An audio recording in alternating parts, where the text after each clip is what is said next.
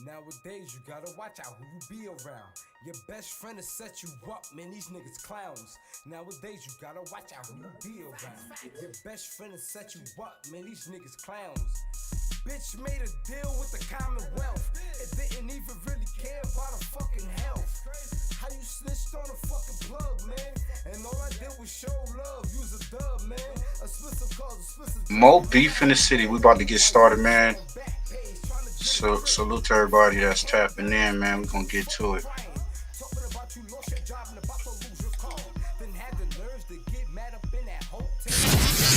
FirstFamRadio.com. FirstFamRadio.com. What up, world? This is Grammy music producer Ryan Ghost Bowser rocking it out with First Fam West Radio and your man's Mr. Illustrator. And on the ones and twos, we got Crazy D. Spin that, man. Tools in the box, the haters wanna stop it. Mom's on like cocaine. I'ma fly in the beam, money is the reason. No, it ain't about those games. Keep the tools in the box, the haters wanna stop it. Mom's on like cocaine. Pure white, Peruvian, take flight, ride the wind. Long nights, getting it in. Is this the life of a hooligan? Ninjas on the street, they trying to avoid the chalk. Talk it out, maybe after let the heat spark. Gunshots, bury victims in the dirt quick. Circle of death, calling it the work shift. Mind blown, mind gone. Just took a life he don't care about his own. But this is what the youth taught, turned up. Mommy offered those pills, plus she coked up. Out to celebrate, told it's the last days. Race and chase away the pain, love is lame. Ain't no shame, she peeling off her lace and things. FirstFamRadio.com. FirstFamRadio.com.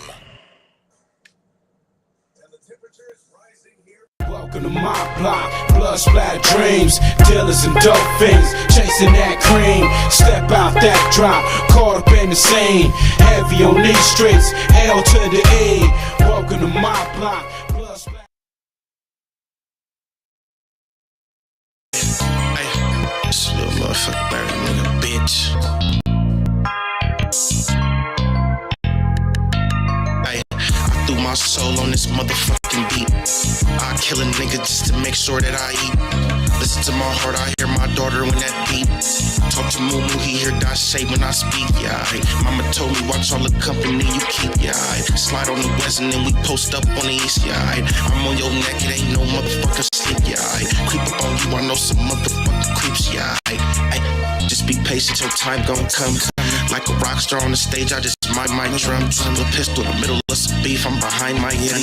If it ain't the police, you can never name a time I run. Easty nigga, I kept that dope in my sock, yo, okay. You better duck or get motherfucking shot, yo, okay. You ain't my brother if you fucking with ops, okay. Stick up your plug and have him take me to your spot, yo, okay. See, you don't understand that peek through them blinds. I was dancing with the devil, brother, time after time. Guarantee you see murder, you take a look inside my eyes. Money called me and told me they all acting surprised. Can't believe what you saying, I know you wear a disguise. You gon' fail trying to play me, you gon' die trying to try. Put some shots in this upper body, put his soul in the sky. I am not with the back and forth, all my niggas trying to slide. On gorilla, threw my soul on this motherfucking beat.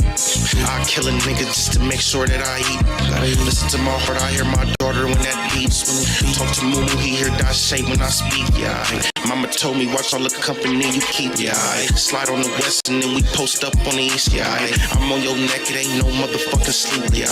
Creep up on you, I know some motherfucking creeps, yeah. See, you don't hate me, you just hate the addiction. I remember being alone in the most fucked up position. I pray to God every night, remove me out these conditions. See, they gon' judge before they know you and really see how you living. Can't expect you to pay attention and really see.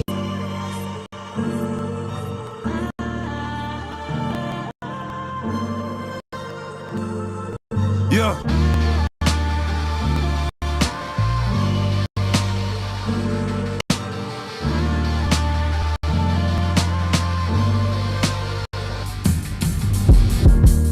I just stay on and stay out the way. I just got some pounds and I got some yeah. Real niggas around, you look out of place. Quarter brick right now and that's just on the face. Sell it all right now, it all be gone today.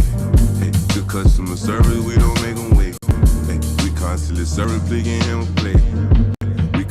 serving pig and play. Hey, man, I just stay down and stay out the way. Hey, I just got some pounds and I got some yay. Hey, real niggas around, you look out of place. Get a quarter bit right now, and that just on the face. Hey, sell it all right now, and I'll be gone today.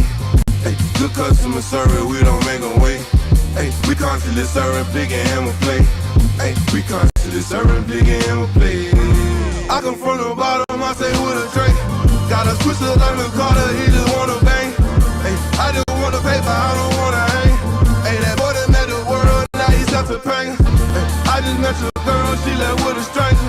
Hey, soon we shot it up, she knew I was gangster. Hey, I don't take no threats, or no ultimatums. Hey, if you talking shop, you talking my language.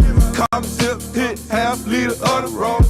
Big earner, but I used to be an underdog. Don't keep 100, that's why I don't fuck with y'all. You come try to strike, you gon' get a gun ball. Losing all my fucking life, I can't take another loss. Grinding all winter, and I don't take the summer off. Putting us to make a half brick, do a somersault. He's special, he just fuck around and run 100 up, add it up. I'm a real nigga, just to sum it up. You can't be with me, little homie, you ain't done enough. Hey, Joey, can you throw me something? No, not at all. But if you caught folk, I might take 100 off. So this ass headbanger, get some Tylenol. You get pulled when you leave here, then I am not involved. Put the bands around my neck to make it freeze up. If my grandma was here to see me, she say Jesus. She was busy see me with that money and she freed up. Miss me with that little boy Larry shit, I ain't no peon. Blood on the way, damn it took him an eon. For a phone to price, I need something we can agree on. Put a brick in the crib across face, fuck it up. About to get started at this, man. Trying to start a little earlier. Always giving out quarters like a motherfucking arcade. Listen to your pocket. Shout out to SS Joey, little Larry in the building. On my fucking dark days, me and my pistol will never part ways. Me and my pistol will never part ways. I just stay down and stay out the way. I just got some pounds and I got some yay. Real niggas around, you look out of place. Quarter brick right now, and that's just on the face. Sell it all right now, and I'll be gone today. Good customer service, we don't make them wait. We constantly serving big and hammer play. We constantly serving big and hammer play.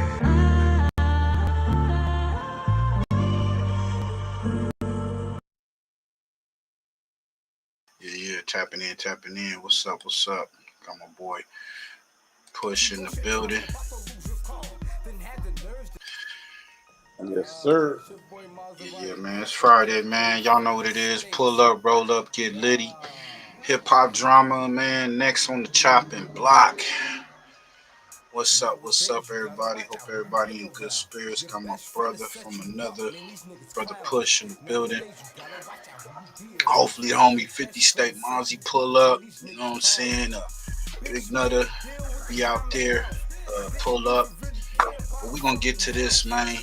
Next on the chopping block, man, we got a few things to talk about. We got Munchie B versus B0BBY. B0BBY out there in Imperial Courts. Watts, that is. He's a reputable in his section. And we got Munchie B out of Inglewood. You know, families, neighbor area. You know, he's a reputable out there, right? So I guess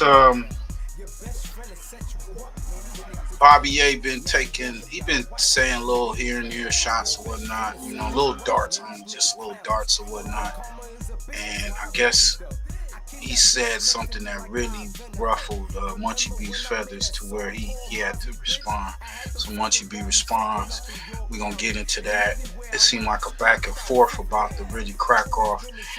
Both of them call each other out for the squabble. I don't know how that's going to go down. Got a blind dude versus a dude that's not blind. I mean, come on. But we're going to get into that. Then we got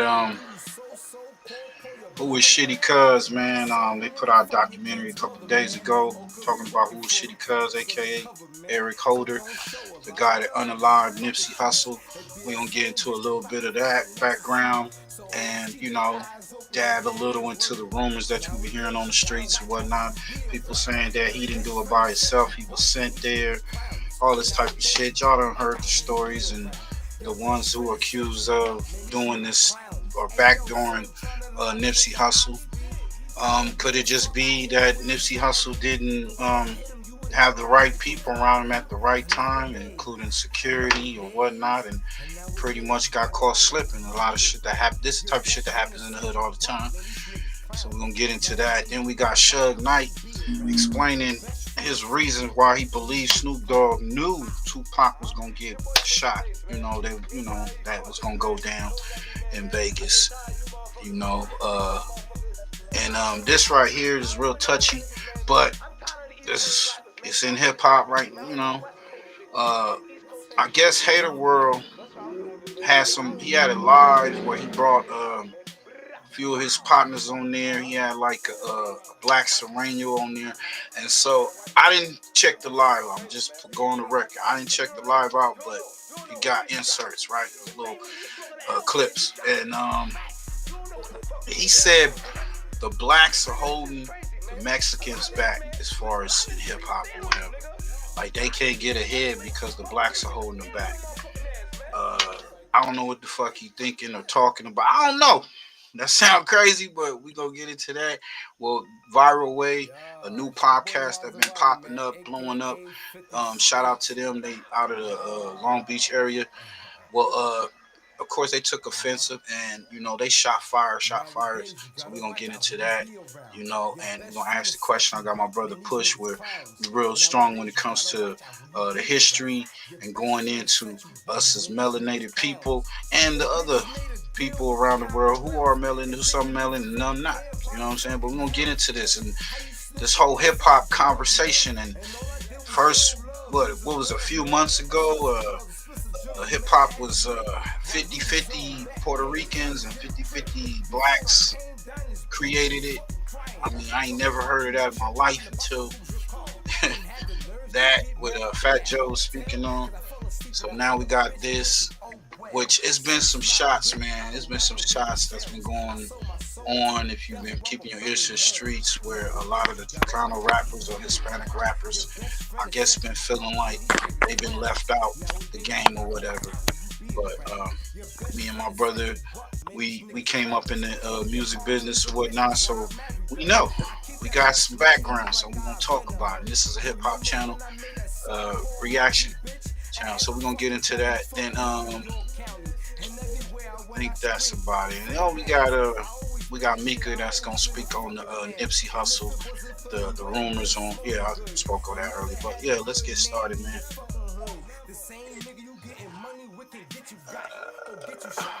Oh yeah, let's go to this. This is funny. We got Hoodie from the Hood. Shout out to Hoodie from the Hood. Go over there, run them numbers up. 600 really thought he was tough going to Big U's court date. 600 shows up to Big U's court date, and some shit went down, man. I mean, I heard he flashed weapons on the OG from his section. Now he getting into it with old ladies at the federal court building. It's crazy. Let's get into it. With my peoples, the Hoodlum gang that is. Welcome back to my channel. This your boy Hoodie from the Hood, aka your friend from that big GOIN, and I'm back at y'all with another video. Before we get started, if you're not my peoples, which means you're not a part of the Hoodlum gang, man, all you gotta do is hit that subscribe, like the video, leave me a comment, share the video, tell a friend to tell a friend, hit that notification bell, and go on over to IG and follow me at Hoodie from the Hood. You gotta excuse me, man, I'm on my way to work. Pressure about that gym. Real fast, last video, if you've seen it, you already know what I'm talking about. If you haven't seen it, go see it, come back. I've seen people coming in the comments talking about naming certain individuals who had a reputation and they were respected in their hood. You clearly missed the assignment. You clearly didn't get the memo. That's not what I was talking about. I was talking about higher up in the totem pole, in the pecking order. It's levels to this. You being respected on the streets in your hood and even behind the wall to a certain extent is not being at the top and being able to call shots. It's like y'all don't comprehend these titles and what I'm saying. I make myself very clear. I speak very clearly. Too proper for some of y'all, but I do that on purpose. And y'all still don't get it. So I just assume you didn't have good grades or you failed or you dropped out of school early when you come way left field after I clearly and specifically said what I was trying to say. And then you respond with something that doesn't even, there's no no correlation to what I'm saying. With that being said, y'all see the title. Here's another individual that I've been trying to stay away from because I see what type of time he on, as well as his partner that's in the feds, who, by the way, B0BBY just said none of that happened. There was never Sellies.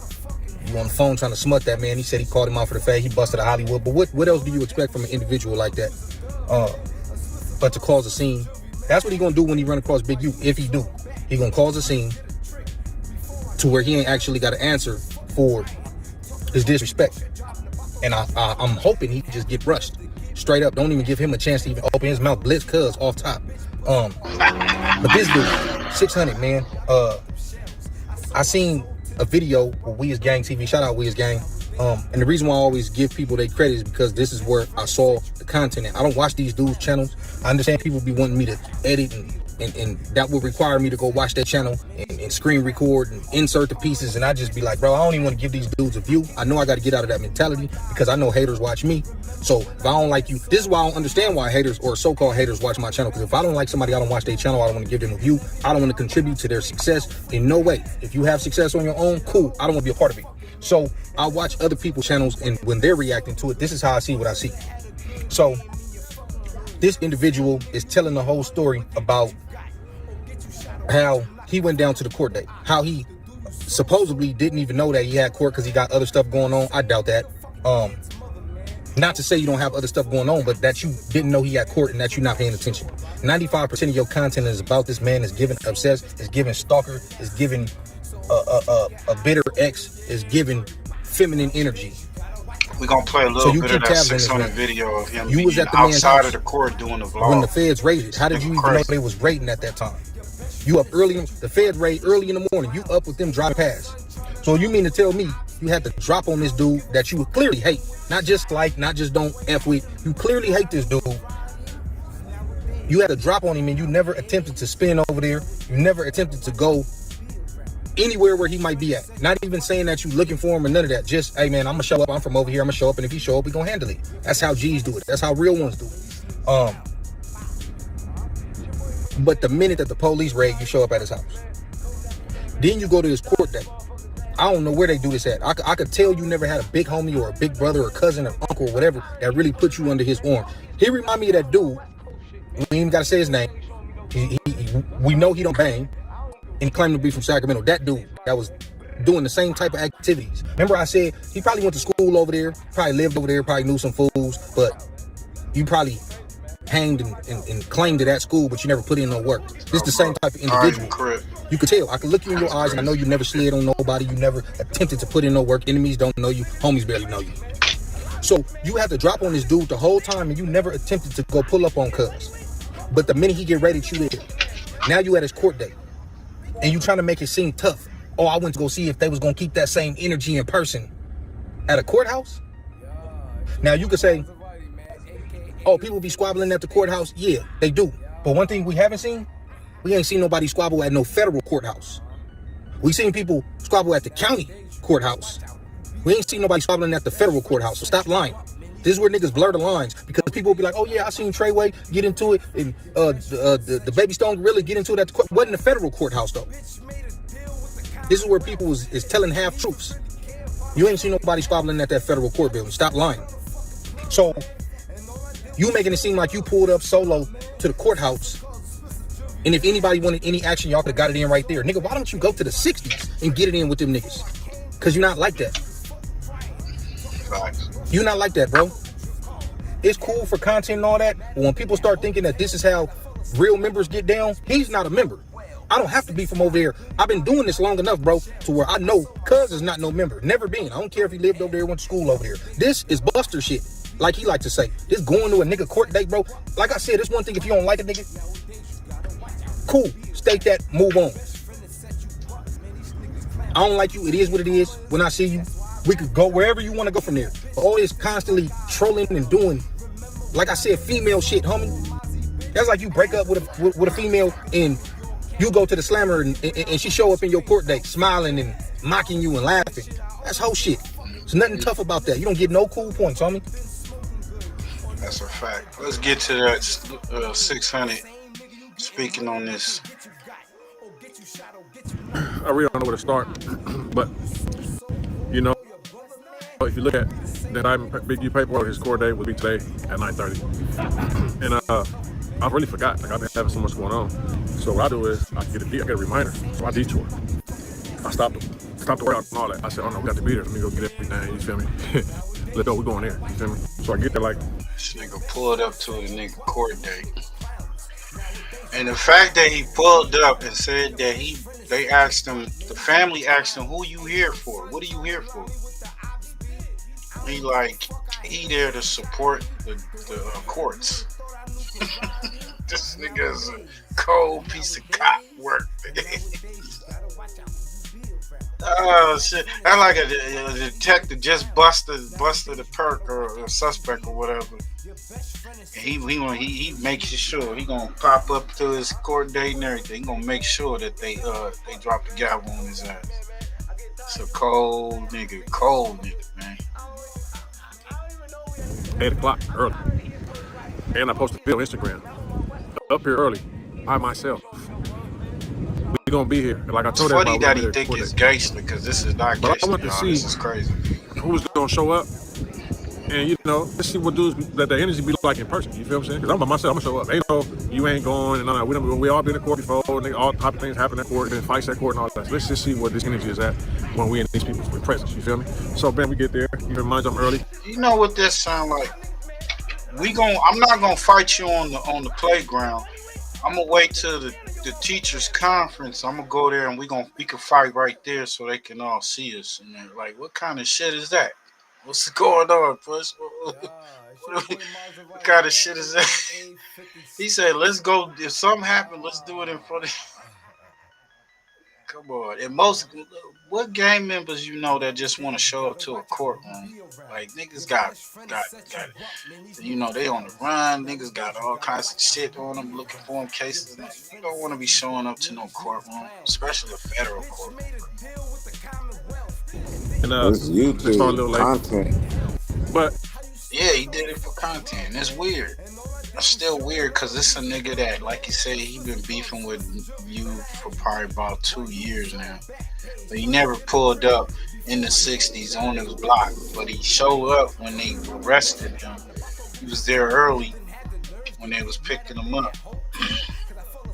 That ain't 21 Jump Street, LA Undercover, vibes. Come on. We all in the hallway, you feel me? And some lady, I'm not gonna say her name, is there supporting the dude.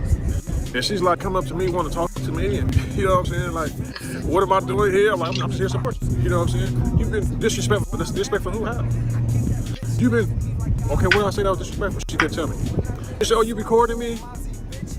Well, look, I'm a switch for you. So she want to turn around and do like, and she want to model for me. Mind you, this is someone's mother. This nigga sounds stupid. We ain't gonna play no more. Y'all can go check out 600 channel. Y'all wanna check the rest of that. That's crazy. What's y'all thoughts on that shit, man? They these niggas showing up. They had Eddie Boy. They all showing up to the courtroom, trolling that nigga. And Push.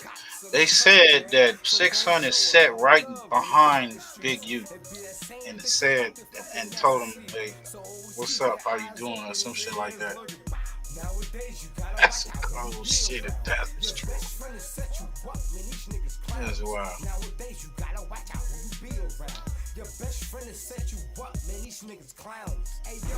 I feel like that's why Black Sam don't fuck with none of them, because he feel like them niggas either fucked up or they was in on it.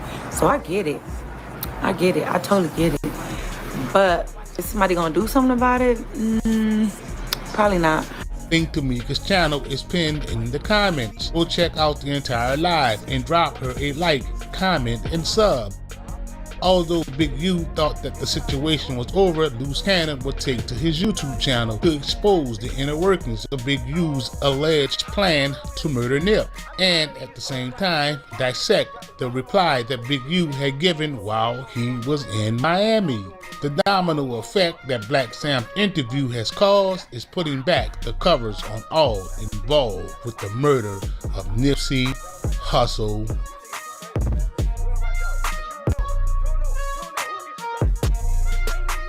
know, he a pathological liar, but he does probably. So you've been injured in a recent car accident, and you want.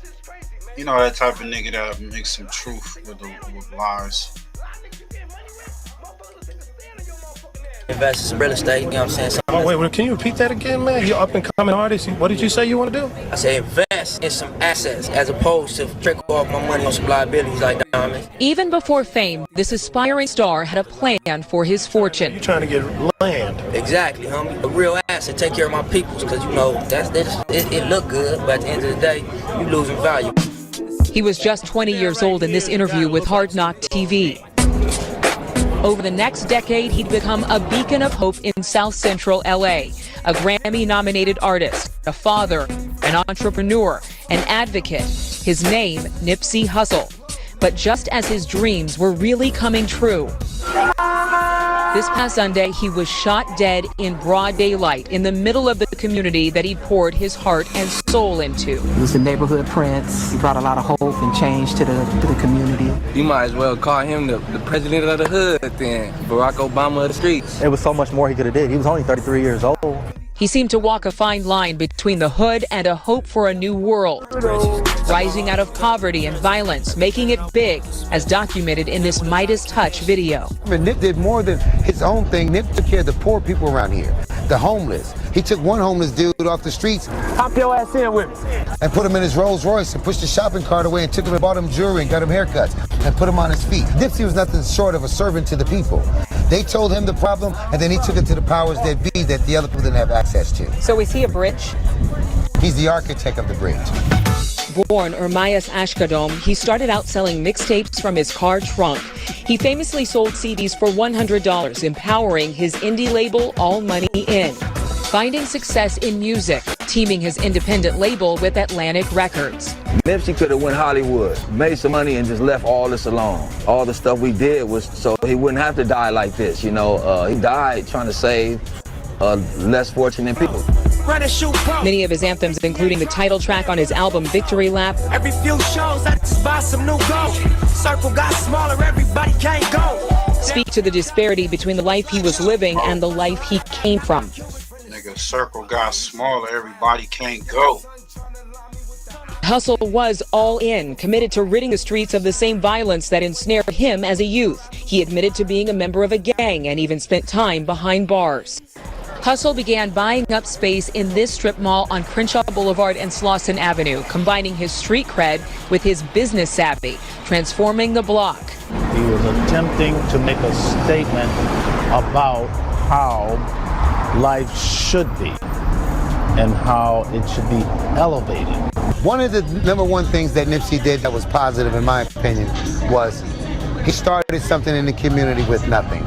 And then he gave out shoes. He buried kids whose parents couldn't afford it. You had people from all walks of life, from different countries, coming to visit our community and made it safe for them. A visionary, he built an inner city empire.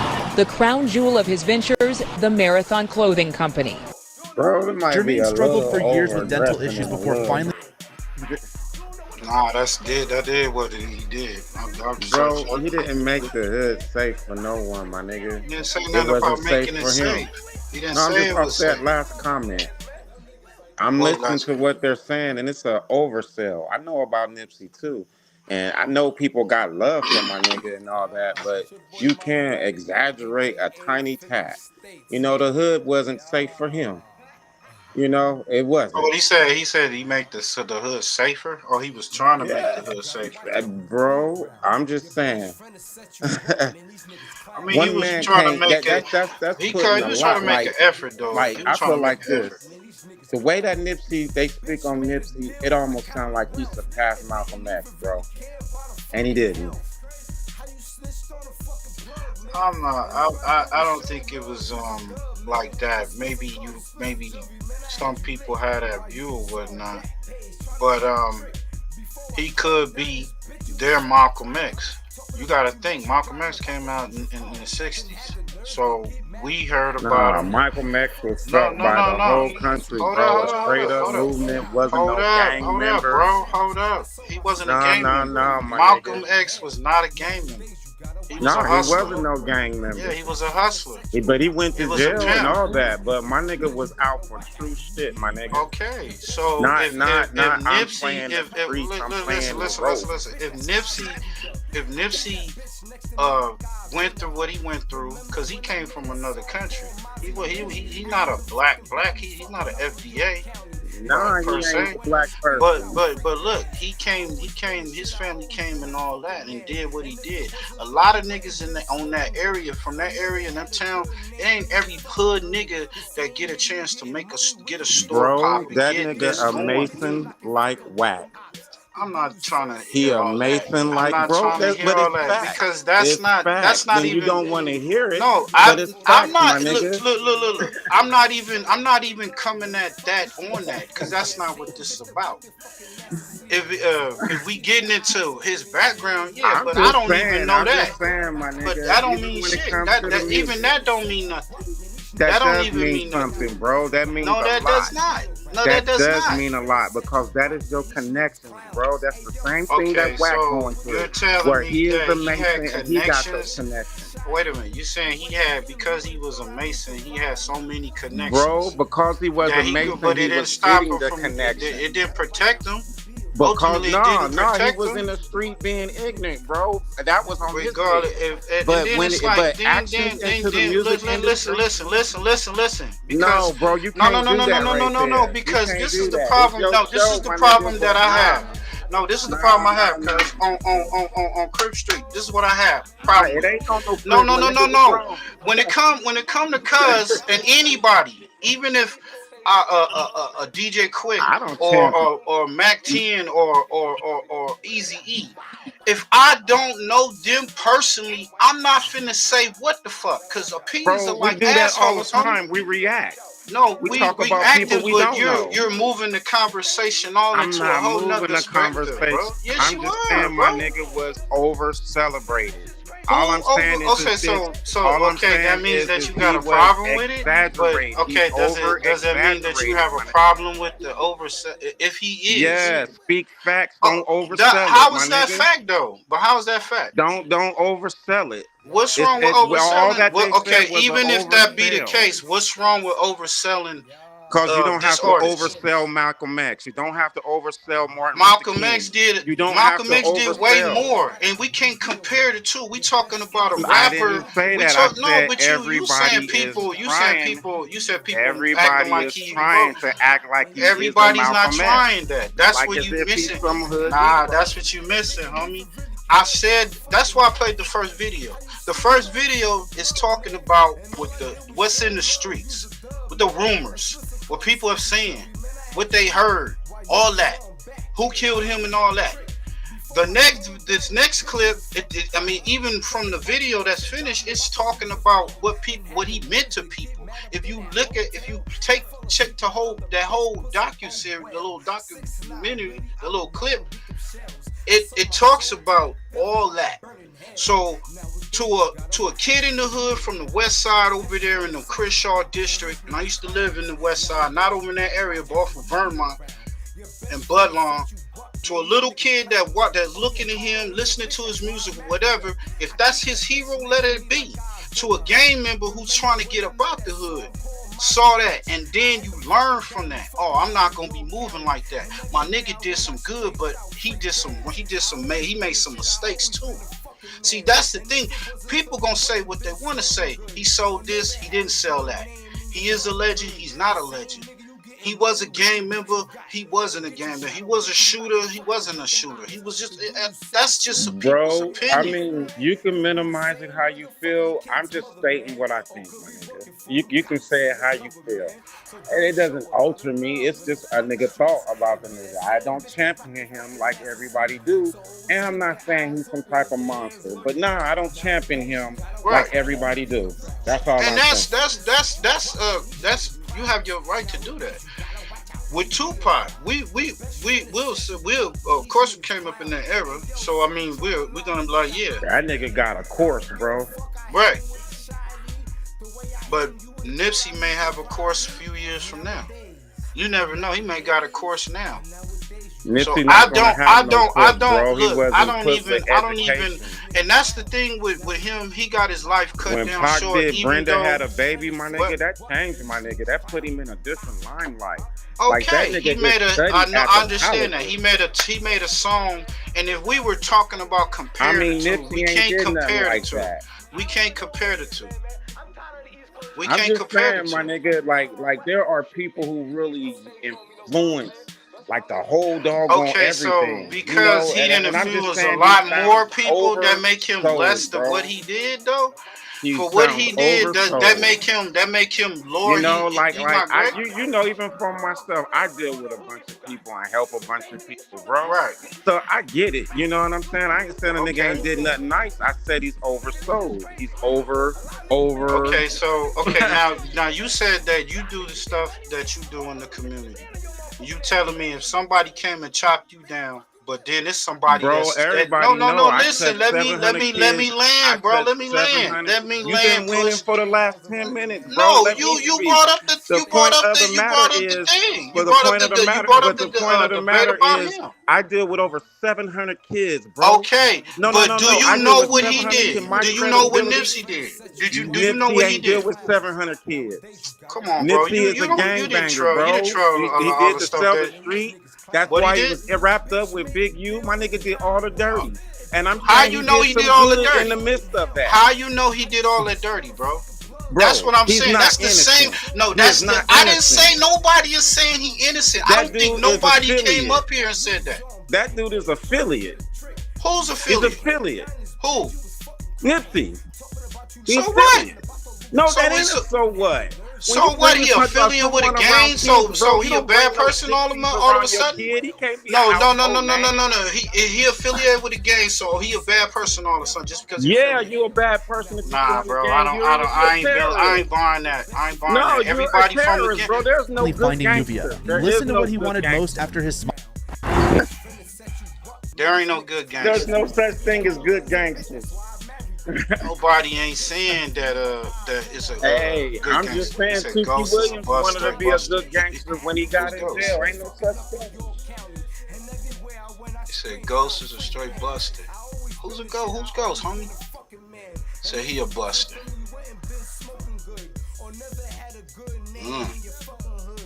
Is you talking about the dude that spoke on him? I think I forgot where he from. I think he from Watts or something. The dude that was speaking on that.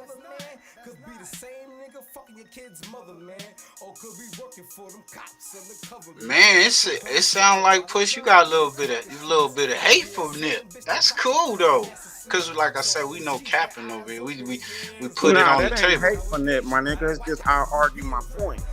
That ain't The hate for point, Nip. but I just out I argue said my point, and I'm not gonna cheerlead what everybody cheerleads. I mean, everybody can do the thing that they do and feel the way that they feel.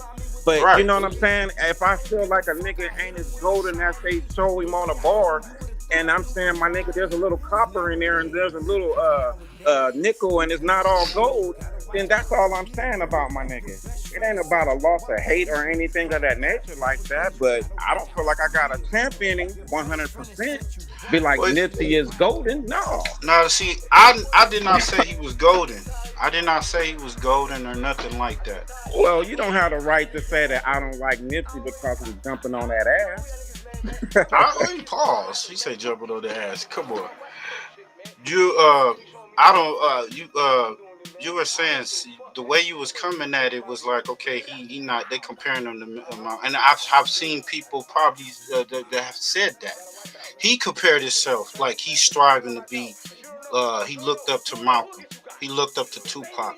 So if somebody see those type of characteristics, some of those characteristics from those people, what's wrong with that? I'm not saying dude was perfect. He was a gang member, of course, but he was a rapper. All Now I'm he saying, my now nigga, from is everybody could listen talk from good. there, I but guarantee you, Sauce Walker helped some people out, my nigga. But that nigga is what he is. You know what what I'm does saying? but so what so if Soft Walker but and He what the is what he people no is, and he if probably helped some niggas out. okay, so it ain't nothing wrong with helping the person out It though. ain't about that. It's about making Sauce Walker look like he got that gold, my But nigga. He nobody's ain't. saying that about Sauce Walker. No, but they're doing that about Nipsey. I was just Because using Sauce Nipsey as passed an away, of course. He's example. not around no more. I'm just He, using him as and an at that time, example. And listen, at from the that time time it that was something big. I've known of Listen, bro, Nipsey, you're not listening. At that time it was bro, you something keep trying big. to tell me something that I No, already know, and I if you keep voicing already my know, then you would opinion. know what I'm trying to get But what to. I'm saying is you keep trying to make me agree with you. I'm I not. don't want you to agree with me. I'm That's not where gonna you're agree going with you. wrong. We can No, stop that's the where you're Nipsey going wrong. talk, I'm but not at the trying end of to the agree day, with you. all I I'm keep not trying to saying agree is with my you. dude is not gold, but I get it. You know what I'm saying? I'm not saying that he ain't made no impression. And that's a done thing for me right there. And And everybody can that's still all beat good him. though. That's nothing wrong with But that. to hear the LA facts, my nigga, I'm from Cali too. Been in this motherfucker. Yeah, but are you from the section over there? Bro, I'm And from it's a lot of Cali, people. my nigga. Listen, I'm it's from people. Cali. It's both sides though. And if I went Listen. What into I'm my trying to get you to streetism, if I understand went that is into my listen, homie. streetism, I'm bro, trying to it get you is to LA. understand. I'm It trying to is get you LA. to I've been in them understand. rocks. I'm But trying to get you to you understand keep that it's trying on to both tell me sides of the something I know, spectrum. bro. I get it. Okay, so you're trying to make it seem like you're mad that somebody's I feeling am this not way mad. about You it. keep saying someone is mad. I just don't chariot the nigga. I don't hold Okay, him up but high. I said that's your opinion. You can do that. There's Okay, nothing but wrong with where that. are we going right here when you No, give me the you extra? went It's like far you with want me it. to I was hear like, well, something, damn, come bro. on. I'm not gonna hear this with Nip. You know, I have my thought on my nigga, and I don't think he's an utter monster. But he ain't what everybody making him. This is what it is.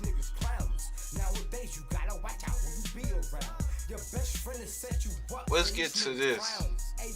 Y'all can go check out 504 Street Stories.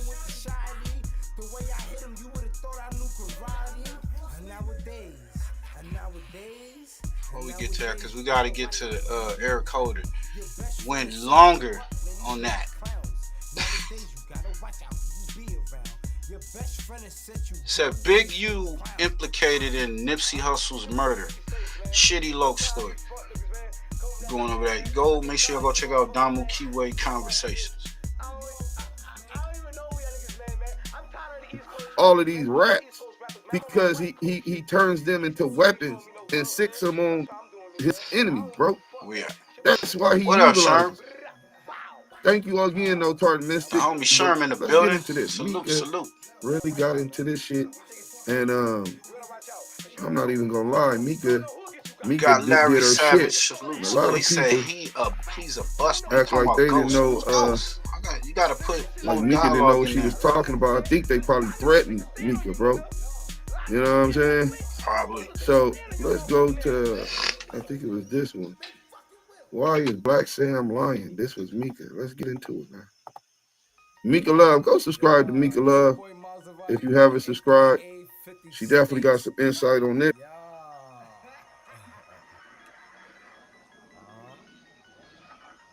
Nowadays, you gotta watch out who you be around.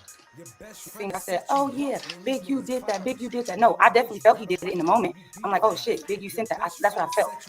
And I felt the same thing when I was in the pen, because that's just the first thing. I didn't have no information in, but just coming from structure, a lot of times that type of shit ain't gonna happen unless niggas that's in higher up positions okay. But you have boom. Say it again. anomalies. You have renegades who don't respect or give a fuck about nothing. That's what I'm saying. That's what I'm saying about Nip. When he got murdered or unalived, that's the first thing niggas thought. Like, damn, the big guy got him up out the way.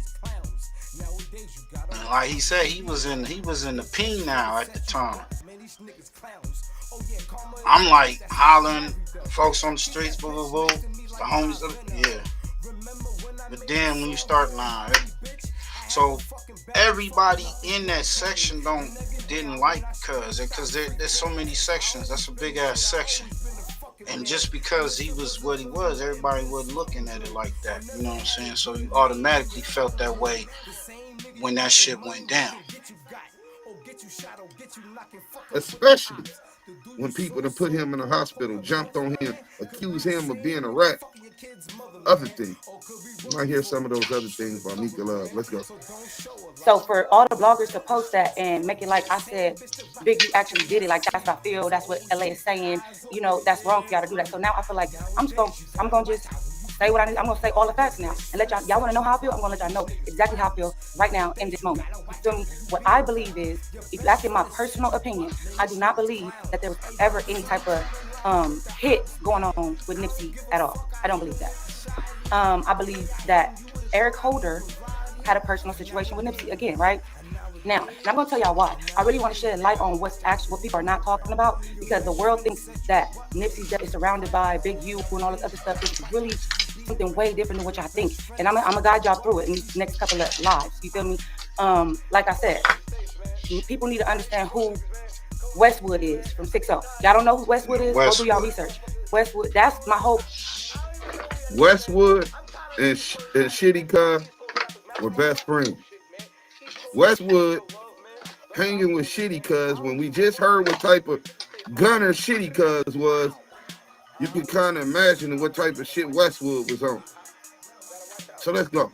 Whole purpose for my lives. I'm not worried about who's snitching. I'm not worried about who doing X, Y, and Z. I need y'all to understand who Westwood is, because what happened to Westwood was some scandalous stuff, I feel, in my opinion. So I just want to shed a little light on it, because and give y'all the facts that, or the information that I know, and let y'all come to your own conclusions, right? So getting back to the topic, Black Sam said that they didn't know each other. Again, they went to school together, right? On top of them going to school together, one of Nipsey's right-hand man in current times, or around the time when he died, and he was rapping, was J Stone, right? J Stone, like this, signed to his label. He's with him every day. You know. This is getting nasty, man. Just Bay Area's Finest 650 said, bro, it's his store. He's coming with security all the time? Question mark. Highly doubtful. People get comfortable, especially in their homes, at their businesses, especially with a lot of other people around, or especially when they're always around, especially when they're so loved in their community. And getting that kind of comfortable does also make you vulnerable. Let's go. I'm saying that this is his boy. So therefore, I feel like if J Stone is Nip's everyday boy, stuff like that, then that means you privy to basically his in and out, because niggas with you all the time, right? So therefore, you should have understanding to who he's dealing with, right? So if Nipsey and J Stone is best friends or close friends, super close friends, right? Then Nip should know that J Stone co-defendants, he did a robbery with two other niggas, and the two dudes that he did the robbery with was Shitty and Westwood. Nah, I don't think that y'all can deny that she know what the fuck she talking about. Right. There was a robbery with someone very close to me. So you gonna say something? J Stone, who's a rapper with All Money Inc., right? Westwood and Shitty Cuz. So these people know each other. They get cracked on the lip. Let's hear what else she said. So if J Stone's codees is Shitty and Westwood and J Stone was everyday dudes too. Like they was like every day, like they was crimees. You know what I'm saying? So if J Stone, Shitty, and Westwood was together and they was crimees, I'm pretty sure Nip was privy to that. You know what I'm saying? So for Black Sam to just sit there and say he didn't know nothing about him, he just he put it like he said, basically he was just like yeah, you know, we got spots in the hood, and you know, we watch certain dudes grow up, and he kind of like blasted it off, like, you know, like he was just a random dude. Now that is crazy, and the fact that Black Sam is acting like in his interview with B0BBY as if he didn't know Shitty Cuz, like he was just a random dude, like Nipsey didn't know Shitty Cuz. But if y'all listen to the boy Cowboy, he said as soon as he pulled up in the car with the girl, Nipsey said, I wonder how this is gonna turn out. Right. Right. He immediately Talk knew who that he shit. was. That's what I'm saying. So this is just really strange that they're playing this dumb about who this nigga is and pointing fingers elsewhere as if he was sent by somebody else. Most people have no clue that in 2025, there's a hidden law that allows any American to launch their credit scores into the... Sound like these niggas might have a motive for something. You know what I'm saying? And he don't really know who he was. Which I tricky, just bro. don't believe that, right? So now I'm about to take y'all back. Now that we understand, now that y'all understand why I feel like Black Sam lied about that, why, and that he actually did lie about the 6-0s not selling no red shirts nowhere. That was just like, why even lie about that? So now let me take y'all back to the that was beginning, crazy. right? So have y'all ever heard? So going back to Westwood, Shitty, and J Stone. I'm gonna say this again. They did a robbery together, right? They committed a robbery together. J Stone and Shitty get locked up. They get caught and they get locked up. But Westwood got away. Westwood is the only one that got away. He got away and he went into hiding. You feel me? The only person who knew where he was at was J Stone. That's the only person who knew where he was at. And mind you, this is all information that I'm getting from my sources. You feel me? So my sources are telling me the only person that knew where he was at, allegedly, was J Stone, right? And all of this is coming from Westwood. Before he died, this is what Westwood was telling people. Do you hear what she just said, y'all? Yeah, it get a little sticky, y'all. Yeah, bro. Well, I'ma just let her say that, and I'm not gonna even comment on it. But No, you will not do that, brother.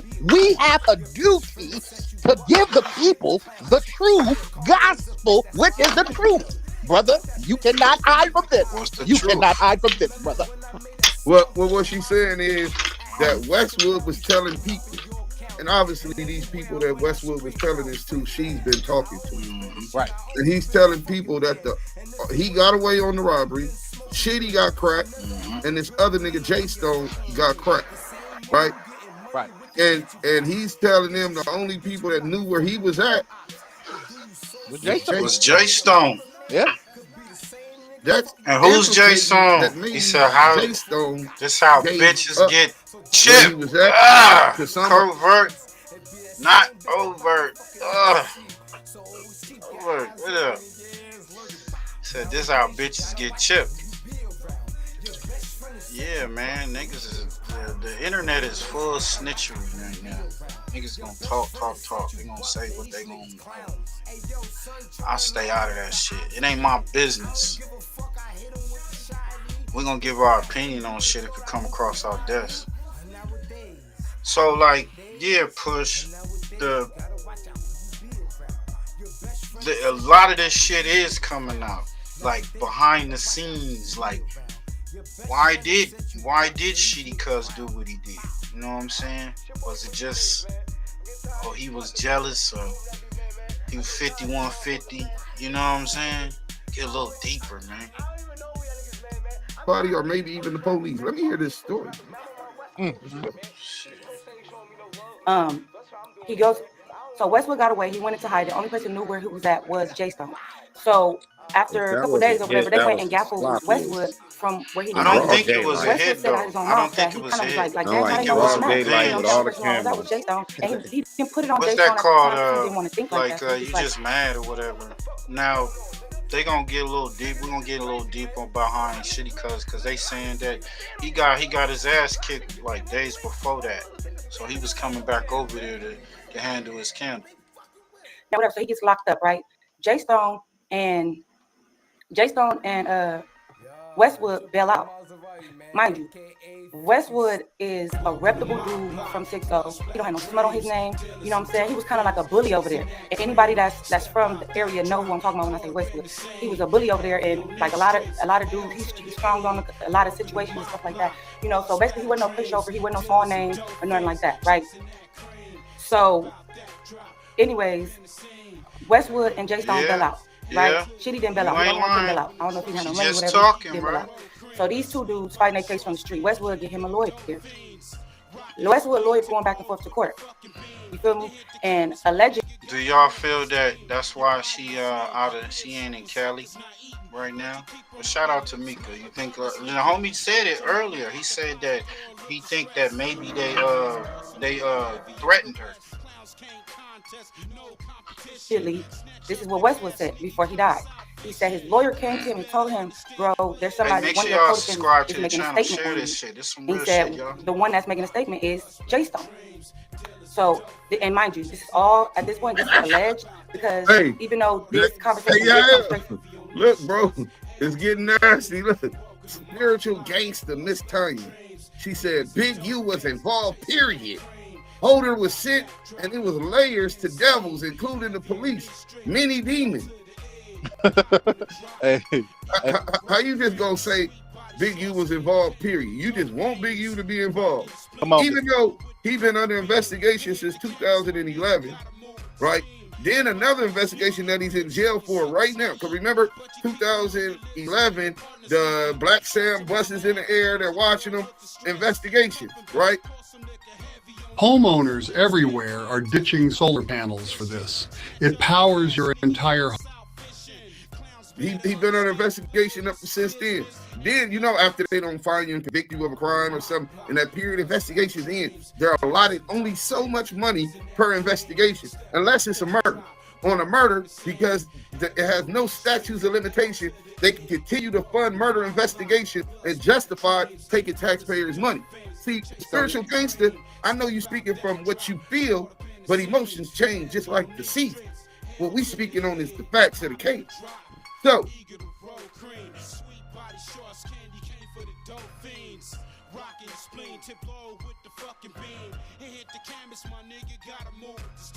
your body is slim, ribs showing, suckers not eating, but you keep them on your lips, now your partner's leaking. Got your mama at the closet door looking stressed, puffing best, pour some liquor heavy on the west. Clowns can't contest, no competition. Snatch up your cash, sneaky cops out fishing. Clowns better understand, player, this is business, ain't nothing personal. Welcome to my block, blood splattered dreams, dealers and dope fiends, chasing me and took him out in broad daylight. But what made him snap? Was it jealousy? Was it paperwork? Or was it something deeply already broken? Run over there, For the first time, we're breaking down the full story. From back alley rumors to brain trauma to a courtroom packed with silence. This is the rise and spiral of Eric Cole Jr. and the Make sure y'all go check out 834 Productions, man. Run them numbers up. loss that shook the culture. March 31st, 2019 in South Los Angeles, the Crenshaw District. A Sunday afternoon that would change hip-hop forever. Nipsey Hussle was standing outside his own store, the Marathon, when bullets started to fly, 10 shots. The man who pulled the trigger didn't just shoot and run. He walked back up to kick Nipsey in the head right in front of all of the witnesses. That's not just gang-related, that's personal. Within minutes, chaos erupted. Sirens echo, streets swarm, and the entire city, hell, the whole culture started to ask, who was Eric Cole Jr., and why did he kill Nipsey Hussle? This is the story, unfiltered, uncensored, from the street rumors to the courtroom and everything in between. Eric Cole Jr., the rapper who didn't make it before the incident, before the trial, and before the world knew him as the man who killed Nipsey Hussle. Eric Cole Jr. was just another LA kid chasing fame. His rap name, Fly Mac. Then bounce to this. Do you dance slow? Now bounce to this. I'ma slide with a hoe. Now bounce to this. I ain't been let on fire. Running from me, pistol smoking, this thing denied. Trigger finger itching, but nigga, I'm a rider. Leave him cooking on the concrete like a fire. Hit it with the 4-5, how you go? Sweet trigger to the gun click. He dropped music on SoundCloud. He posted up in the neighborhood, and he claimed the Rolling 60s, the same set that Nipsey Hussle was tied to. But the difference between Nipsey and Eric, Nipsey rose to the top. He built up businesses. He gave back to the block. And Eric, he stayed stuck in the streets, lost respect, and never really got supported. And when his rap dreams didn't work out, frustration started to boil. To make things even worse, his name in the streets was already shaky.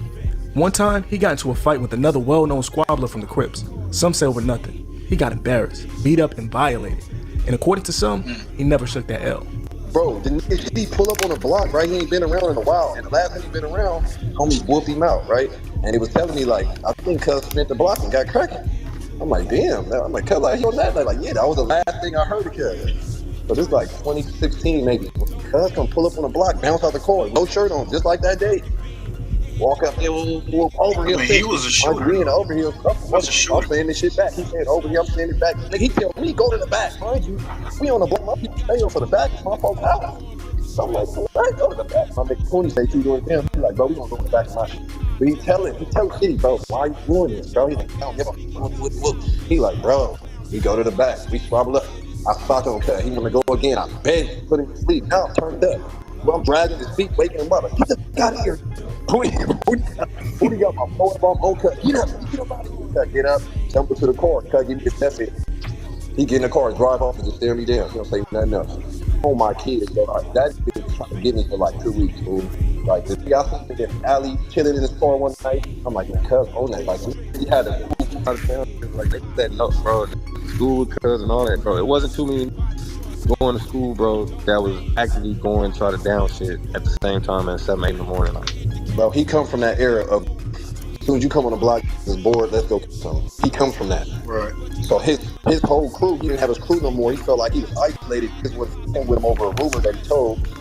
Cuz doing drugs, he's losing his mind.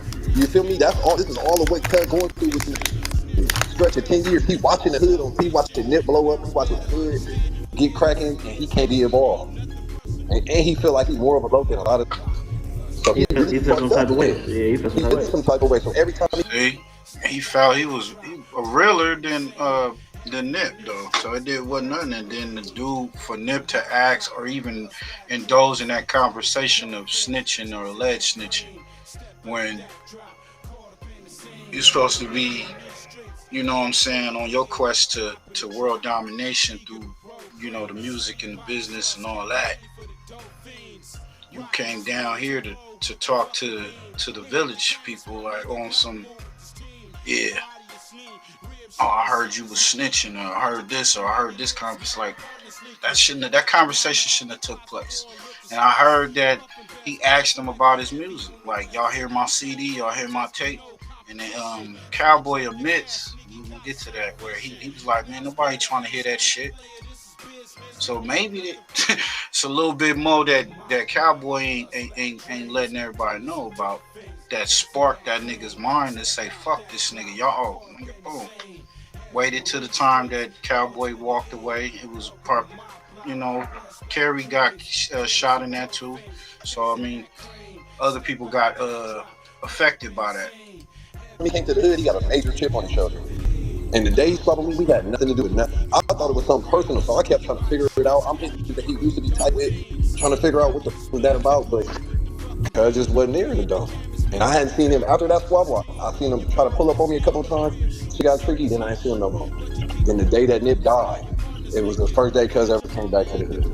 He became more aggressive, more reckless, more unpredictable around that neighborhood. The warning signs were already there.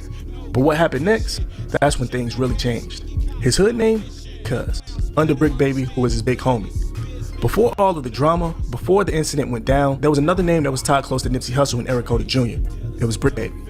Also known as B0BBY, a name that holds weights in the streets of the South Central area, especially in the Rolling 60 Crips. Brick wasn't just a rapper, he was a soldier, a respected member, and according to multiple sources, a big brother to Eric Carter Jr. This is a video, I think this is a post from 478 weeks ago, July 13, 2015. It's my rap video, On Me.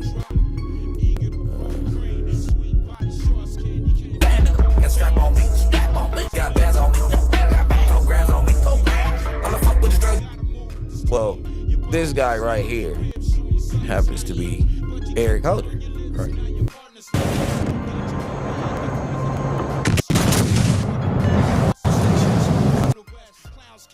But he was the little homie. B0BBY was already active and respected in the LA gang's politics. He rolled with the right people, had ties to free bands with Future, and was even affiliated with Atlanta artists like Young Thug and Pee Wee Longway. But back in LA, B0BBY was solidified. His name wasn't questioned, his rep was official. And when it came to the gang culture, Brick was the type of big homie who could speak and be heard. He wasn't just in the street either. He had ties to Nipsey Hussle. There's old footage of Brick with Nipsey, photos, studio sessions. Respect was shown on both sides. But they weren't best friends, but they definitely were cool. According to B0BBY, before everything went down, everybody got along. Eric Carter Jr. was considered a soldier and a main hit for the gang. Someone who wasn't to be played with, aggressive with the weapons. Then there was Nipsey Hussle, the little Thundercat, the little homie to Big Thundercat, who now worked for Nipsey in his parking lot. sometimes a jack of all trades for the store. Now here are these two members from the same gang with similar backgrounds. Tempers are flaring, egos are fully active, and the world is about to change from this 4-minute conversation. Now the fight that changed everything wasn't just a regular fight that everybody heard about, or the rumors about the story. This one was different, and it was more dangerous. According to the rumors, Eric Holder got pressed by someone who didn't know who he was at the time. They questioned his gang ties, disrespected his name, and Eric responded the only way he knew how, violently. But he lost badly. The fight left him injured so bad that he needed brain surgery. Eric was jumped probably a year, 2 years before that, not by nobody that had nothing to do with Nipsey, but he had went to the hospital and he got brain surgery. And it did happen in the area. Pulled up, and I guess he had questioned him about the red shirt, and he had just got off on a. Basically, they just was like, "Who are you?" It really wasn't over the red shirt. They pulled up, "Who is you?" Like, but you on the block, you on our block, and Cuz just ain't been around for like a year or two. But like this the block, and Cuz don't be like really. He was, Cuz was a real 60. Cuz ain't finna go for no questioning. You know what I'm saying? And I'm really loking over here, like, you get what I'm saying? But it was the other homie, Cuz got a swap with Cuz on hood. And Cuz said something that Eric didn't like. Eric got off, and Eric got his ass whooped. But then he got transported to the hospital, and he had brain surgery. So that's what had caused the mental health and all the going to the mental houses and all. That's what put him on the stairs. So I think he had a vendetta with certain people in the area. Not Nipsey, but yeah, just over him getting put in that situation. People who knew him said that he changed after that. He wasn't the same Eric anymore. He became paranoid, quick to snap. His thoughts didn't feel right. His energy was off. Friends say Eric Holder always had been wild, but after that brain injury, it turned him up even more. And on top of that, it was rumored that Eric Holder started to use drugs, which that activated mental issues when the two paired with each other. But whether it was just mental illness or just pride and anger, he was already unraveling. And then he ran into Nipsey Hussle. March 31st, a sunny day, 2019, Eric Holder is now hanging out with his lady friend. And they're looking to get something to eat. But this time, they're going to Eric Holder's old neighborhood, not in Long Beach, where Eric Holder is currently living, where he met that female at. They went to the Marathon parking lot. Nipsey Hussle sees Eric Holder pulling into the parking lot. According to Big Thundercat, Nipsey's big homie, Nipsey said to himself, "I wonder how this is going to unfold." Eric Holder directly orders his food and greets the gang in front of the Marathon store. The two talk for over 4 minutes. According to the witnesses, the conversation didn't get heated at all, but according to the surveillance footage that we found, it shows that Nipsey was quite animated as he was moving his hands. And Eric Holder wasn't taking it all too well. According to Cowboy, who witnessed it, testified that Nipsey Hussle told Eric this. He said, "People say you got paperwork on you. I ain't saying it's true, but you should clear that up. In street code, that's serious, real serious." But instead of falling back and checking the situation as a whole, Eric Holder took it personally. So you don't think he passively told him he was a snitch? No, he never called him a snitch at all. No, not saying a snitch outright. But Come on, bro, the fact that you said was never no paperwork produced on him, we know it was a snitch conversation, Cowboy. Come on. Well, no. Nip was like, Nip ain't seen Cousin in a long time. So Nip was like, "Hey, bro, hey, where you been?" He's like, "Oh, man, I did it." He was telling this little story. I've been did it. And Nip was like, "Well, they got that paperwork floating around. I ain't read it, but you can go take care of it." And he did it cool, like homie to homie. I ain't seen you in a while. You need to take care of that shit. He didn't say, "Oh, snitch, you told." You feel me? He didn't do none of that. That's probably when the discourse started. Now, Cowboy, we're going to talk about it. Hold on. Cowboy, we're talking about it, right? Well, hold on one second. I was saying about it. We can talk about it. But listen, though, by the nature of that conversation, I would never expected that, bro. That's all I'm saying. Well, Cowboy, let me ask you a question. We talking about it, right? Hold on. Wait, after Nip made that comment, right? After Nip made that comment, right, about that, however he made it, Dude responded, hold on, Cowboy. Dude responded to Nip, "You the one snitching. You been paying the homie. Why? Am I right?" Nah, he didn't respond to that. No. Right. Like I said, she said whatever she had to say. I'm not gonna contest. I'm just gonna tell you what I heard, bro. All I can say is true. If bro would have said something like that, bro, I'm gonna let you know. Like I said, I done cleared up all kind of shit about my past. I done cleared up so much shit. Didn't you say he had something? He had to fix something up. Isn't that like insinuating he's snitching? Paperwork, exactly. Well, it ain't about fixing up. It's about, look, bro. It's just paperwork floating around. It ain't really cool. You need to go. That snitch conversation, though. Did he not tell him he couldn't go in the store? Hey, yo, Cowboy. Did he not tell him he couldn't go in the store? No, he didn't tell him that. Now, in Never Heard Audio, Cowboy admits that Eric Holder wanted the group to hear his new music and listen to his new CD when he walked up. Nipsey and Entourage didn't want to hear it. That's when Eric got on the fence and started to question Nipsey Hussle. Conversation, though. The conversation was about conversation. Really, what it boiled down to is nobody wanted to listen to that boy CD. That's what it boiled down to. Nobody wanted to listen to this punk CD. So Damn. Maybe that was it. Nigga, I don't want to hear yo. Nigga, get that bullshit out my face. Let me take this picture. Oh, nigga, fuck that, nigga. I'm a real nigga. Bitch, come on. We going around the corner. What the fuck you doing? Shut the fuck up, bitch. I'm about to do this. You not finna pull no drive-by on my shit. That could have been. I don't know. I wasn't there. For me to go to this murder trial and start talking to these witnesses and all these other folks to find out Cuz was jumping out with 2 blowers and telling me to check out my CD. The homie was like, damn, if I didn't listen to Cuz CD, I thought he was gonna do something. That was 2 days before he shot them. Feel me? Cuz already over on one. Oh, about that punk CD. Now watch this, cowboy. Now here we go. You got 3 other people gave statements, right? 3 other people gave statements.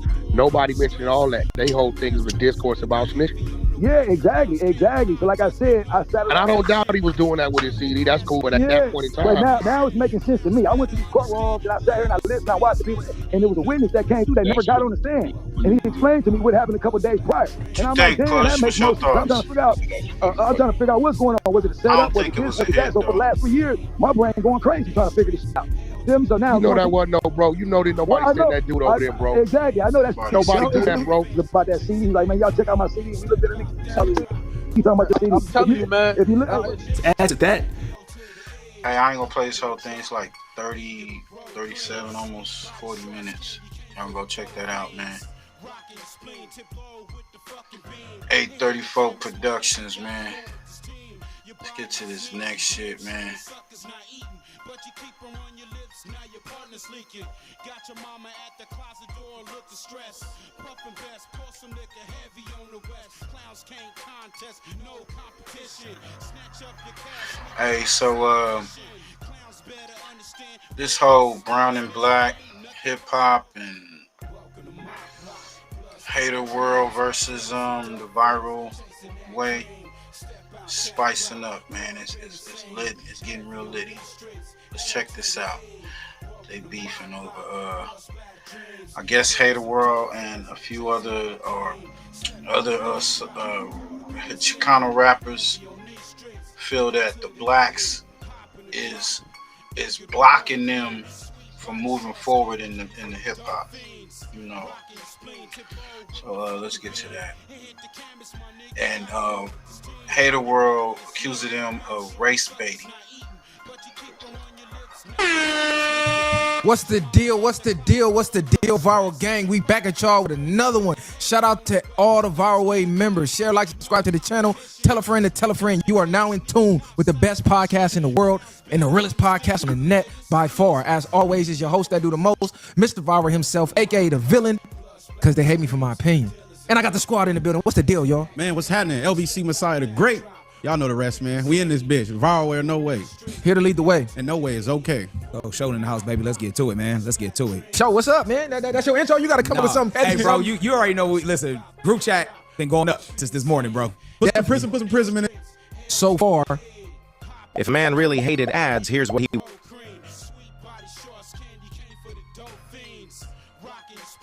off at. Basically, like, you know, we'll let you get a little successful, but we gatekeep the game and stop Hispanics reaching Jay-Z or Nas or where they cut you off at. We're holding Hispanics back in hip-hop, saying that the blacks, they literally said the blacks only let you reach so far, and that's where they cut you off at. Basically, like, you know, we'll let you get a little successful, but we gatekeep the game and stop Hispanics from reaching Jay-Z or Nas or Kendrick levels, which was absurd. So, of course, I jumped out there and stepped for the culture, because if anybody's familiar with what goes on in the culture, what happens a lot of times, people from our side, they like to play the middle. They don't like to be too offensive because they don't want to lose pieces of their fan base. Me, I just stand on the facts and I stand on the truth. So if I lose fans or we lose followers for sticking up for our race or sticking to the facts, so be it. That's not a fan that we really need. So I just watched Hater World's response, and we're going to break down all the lies and all the BS that he spewed. So first from the top, let me go ahead and say, shout out to all the Hispanics who reached out to us personally and said they don't fuck with Hater World. And Hater World does not represent the view of Hispanics. They saw through the bullshit. They saw through the fake cry for help, acting like we was being racist, even though they the ones who brought race up. So I definitely want to say shout out to all the Hispanics.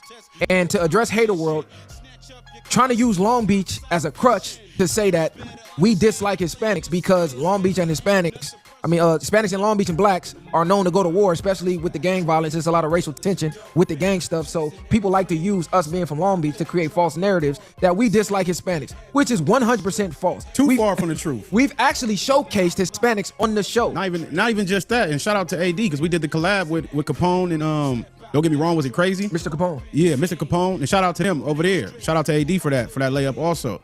You know what I'm saying? We don't have no problem with Hispanics. We say this shit all the time. We got problems with people that got problems with us. That's where it ends and that's where it stops. So all these narratives, because we from the city, we from the beach, and we beefing with whatever we choose to deal with out here has nothing to do. I grew up since elementary around Hispanics. Had Hispanic girlfriends. You know what I'm saying? Been around and ate in Hispanic houses. From everything to chorizo, to the burritos, to everything else, nigga. All that, bro. Lil Vibe. Nigga, I started eating the cucumbers with the hot sauce, nigga, with them. Bro, I'm gonna tell you this. I lived in Watts for a long time, homie. I had Mexican neighbors, bro. I've been in Mexican households where I went to their house and I seen the shit paper in the wastebasket. That's how close I've been with the Mexicans, bro. So it ain't no funniness, bro. I've been locked in with them since we was yay high, homie. Yeah, so like I was saying, stop using Long Beach as a crutch that saying that we dislike Mexicans. We showcased a Mexican, one of SVG's finest. We done had her literally on the show and done an interview with her name is Lil Vibe. We had Lil Vibe on the show, Lush One. We did a collab interview, showcased her talent, even though a lot of people from her own culture was not showcasing her talent. So shout out to Lil Vibe. Y'all can go look her music up. Y'all can go run the streams on that interview up. Not only do we have Lil Vibe on the show, me, myself, have jumped out there to defend parts of the Hispanic culture when my culture was speaking badly on certain parts of the Hispanic culture. I don't know if y'all seen the tweet, but there was a viral tweet of black females and Hispanic females going at it, and it turned into some racial stuff because one of the Hispanic females has started on a fitness journey. She posted her before and after, and someone from my culture came out there and made a derogatory comment along the lines of saying something like, oh, she still got a Mexican body or something like that. And I jumped out there to defend a Hispanic woman and got on our women about, hey, stop making comments about other races' bodies and get your ass in the gym. Because if you look at our statistic, we ain't doing too good as far as the weight factor goes. And I got a lot of flack from my own people. So to sit here and say that we hate Hispanics, I don't know any person who hates Hispanics who would jump out there, get on his own people to defend Hispanics. Like, that would make literally no sense. But yeah, man, we're gonna get down to the facts about the BS that he said in his take. Number one, let's just be cut and dry. A large portion of the Hispanic population are racist towards blacks. Not everybody. Not everybody. So if the shoe don't fit, don't put it on. But we still gonna call a spade because the only way to get over these issues is to address them head on. Right. People call us all type of derogatory names. They leave monkey emojis, watermelon emojis, all type of shit. Like, I get the wildest racist stuff in my DMs. And a large portion of Hispanic rappers, if not majority all, at least from LA and the surrounding area, are Southsiders. If you know anything about the Southsiders, they go to jail, they run with the whites. So on the streets, it's black and brown pride, right? We building, we doing this and that. But then when they go to jail, they run with the Woods. The racist Woods at that, the KKK. So if it's really black and brown, why are we not together when we go behind the wall? If we rocking with each other on the street, like y'all say, why would you go against us behind the wall? We can't eat together. We can't share phones, tables, nothing. So where's all this black and brown when it really counts? When the real man is against both of us. But y'all go side with the ones that's against us. And this is only to the ones that fall under that regime because most of the rappers are under that. And so you got to just think about what I just said. Behind the wall, they don't fuck with us. They actually turn racist. But on the streets, we support them and bring them on the platform, do features with them. Again, Kendrick had Lefty on his album to say 4 words. So for y'all to always reference that, I don't never hear nobody referencing any of Lefty's songs. So do y'all really even support your own rappers? Oh my God. I just won $60,000 for my car crash. Because whites and Hispanics are the largest consumers of hip hop. You go to the concerts, it's mainly whites and Hispanics. So whites and Hispanics are running up the most streams and they're buying the most music, they're buying the most merch. So if Hispanic rappers are not selling, that would mean the Hispanic audience is not supporting. Like I said, when y'all reference Lefty, because he's one of y'all forefront leaders, y'all never mention his actual songs. Y'all never mention his actual body of work, including Hater World. The only thing he referenced from Lefty, crazy, scary, spooky, hilarious. That's it. That's all. So how much do you really support your own people? Y'all can jump in whenever y'all want to. No, they brought up Peso also. And it's even more crazy that they can sit on there You can have a man that's as black as me sitting there, and they talking about blacks, and he's speaking as if he's not black. That is crazy work when you see that. Just watching the video, it's like, nigga, you're talking about yourself, which makes no sense to me. And even on top of that, it was just like, he said a lot of things about, how should I say, I don't mean everybody as far as blacks, and then you keep naming WAC 100. You should have just left it at WAC 100. You saying we shouldn't include all Hispanics or we shouldn't do this, and this was really what you're doing.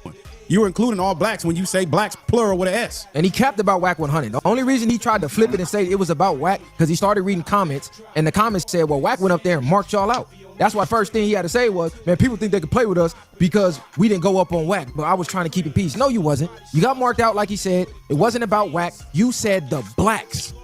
You said the blacks. And to sit here and say WAC is lying about what he said, you are a motherfucking lie.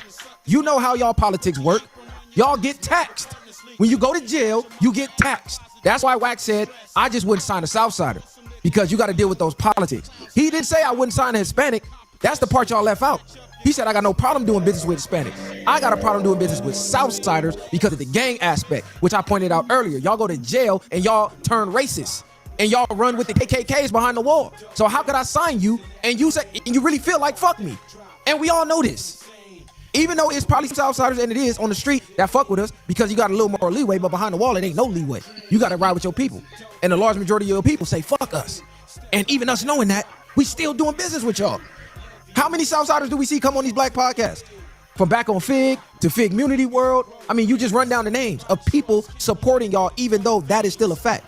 Y'all even had old boy from Paramount, who was that Swifty Blue, say he wouldn't even sign to a black. So how are we? It's a fact. What's your thoughts on this, Push? I mean, it's whatever homeboy said. I mean, racism is more on their side, and I don't know how anybody gonna put you on when you're known for being racist. Like, why are we gonna bring you in on our name when you're known to turn in that instance right there? So, yeah, you're gonna get blocked, but that block isn't nobody wanting to deal with you. You know, it's not because, like, you're Mexican. You got blocked because, you know, y'all got a culture to not mess with black people. So you can't ask for the black people to open up the gate. And the essays is closing the gate on you. Mm-hmm. Bro, they closed the gate on us. Bro. Yeah. So that sounds just like a little jealousy. Yeah, we're going to play Hater Culture World. Jealousy. Yeah, we're going to play Hater World. Hater World, this is the clip that set the shit going viral. Podcast. Oh, yeah, I seen that. I forget the name of the podcast. But basically, they went out there on record to say that blacks are holding them back in hip hop. Yeah, that was the craziest They shit I said heard. blacks only let Hispanics get so successful in rap. Like, we are gatekeeping hip hop from Hispanic culture. What y'all think about this? This is crazy. This is some more bullshit to me. Yeah. But this is what is basically finding any reason to basically go against this. It's like, I seen them bring up Kendrick and shit. And they brought up Kendrick and was basically mad that Kendrick didn't bring Lefty or somebody else to perform at one of the performances. At the pop out and at the forum. He put this man on this new album. He only had 3 words: crazy, Right. spooky, and hilarious. Gave him an opportunity. Gave him a big opportunity to be one of the biggest albums of the year. And to sit here and say, that's like me telling you, I give you the game, give you the sauce, tell you go spread your wings. And I'm trying to, like, I'm clipping your wings. I'm gonna just keep it G with you, bro. And I got Mexican homeboys, certain Mexican songs that do be knocking songs, but overall, bro, Mexican rap isn't that good. Like, in general, it's just not that good. I mean, you had Lil Rob. I mean, you got Lefty Gunplay. You got Cypress Hills, and what was the cat? He was with YG and them. Sad Boy Loco. Like, there's only a handful of them I can really name. They so cool. Yeah, you know what I'm saying? It's only so much you can name. Like, they're not gonna excel in this culture. They think they're supposed to be bigger than what they are. But it's like, because they like the music. Majority of the world ain't listening to it. It's like most of your fan base is coming from that. So exactly, it's coming from it. And then on top of that too, like, they typically when they rap about like Polo style. You know what I'm saying? Like, we don't relate to a lot of their music, and it's kind of just for them. So it's only gonna be limited of who's gonna bump their music. But So to say that like we're gatekeeping and we're holding them back, we're the most welcome race. We allow anybody to come in hip hop and dissect and dilute the culture no matter what. You know what I'm saying? With no We accept everybody with open arms. So to say we're holding people back is crazy fucking work. I just feel like that was just some controversy they needed to say. They just saying to even shit. really feel that way, it's like, what? If your shit trash or not. Hey, check this out, cuz. Hip-hop is our culture, period. If you a guest, shut the fuck up and enjoy being a guest. So whoever said that on that podcast, fuck them niggas, straight up. Ain't no tap dancing, ain't no nothing. Fuck them niggas, period. Get them niggas out the culture. Stop covering our culture. Cover your motherfucking culture if you feel that way. Because you not holding yourself back, right?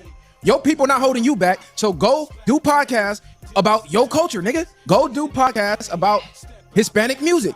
Go do Hispanic music where y'all not holding each other back. If this the way you feel. Because really that was just some undertone racist shit. Really you just said fuck niggas. That's just what it is. You see Kendrick, number one, Jay-Z, Nas, then you looking up there like, damn, who's the Hispanic Jay? Who's the Hispanic Nas? Who's the Hispanic Pop? Oh, they gotta be holding us back. They did Eminem, huh? Like how Eminem's like the great white rapper. Yes, but it's like, nigga, Kendrick put one of y'all fucking hip-hop rappers. I don't even go in no lefty because lefties don't know what's up. West Coast. He let him get on his album and say 4 words and get a plaque off that. He didn't have to put lefty on that, nigga. You know how many black hip-hop artists that's out here putting in work who could have took that slot and had a real verse? He let him say 4 words and become one of the most popular 4 words on the entire album. Showed that nigga crazy love. Fuck is you goofy ass niggas talking about? I'm getting tired of everybody dancing around these motherfuckers who throwing darts at us. Like this ain't our culture. I ain't never heard no black people trip about us being mariachi singers. I don't never hear us about being mariachi singers or trying to join nobody else's culture or nothing like that. So I don't understand what the hate is. Why are we even your topic, nigga? Yeah, I just say step your level up. I don't just think like I don't know any good Mexican rappers that just make a nigga want to bump that shit like that. Most of y'all is fucking trash. That's just what it is.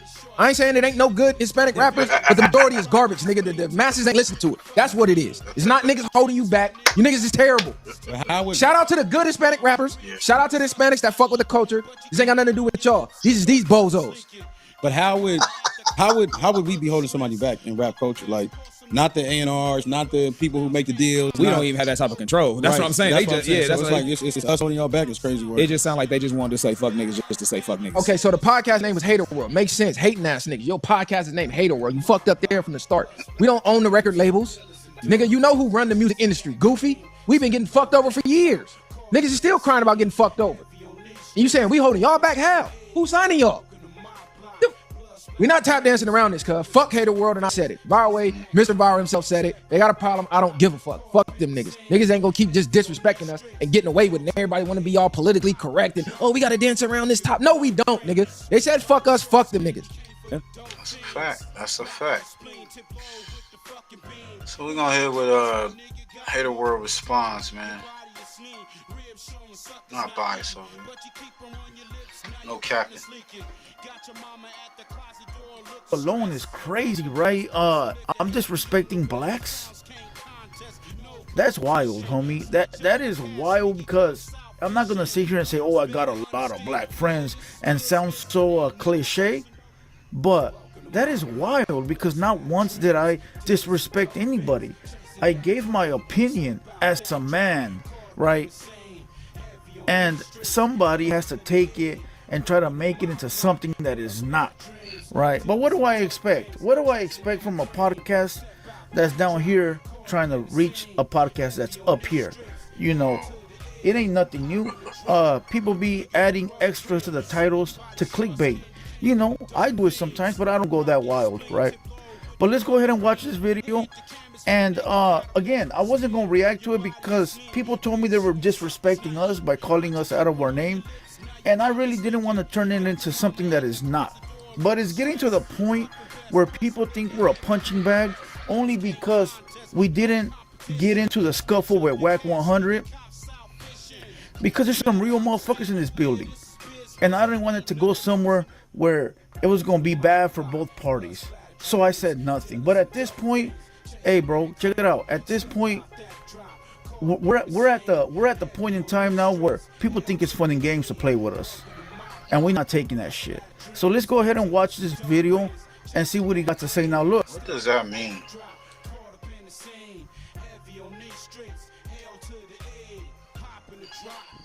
What do you get?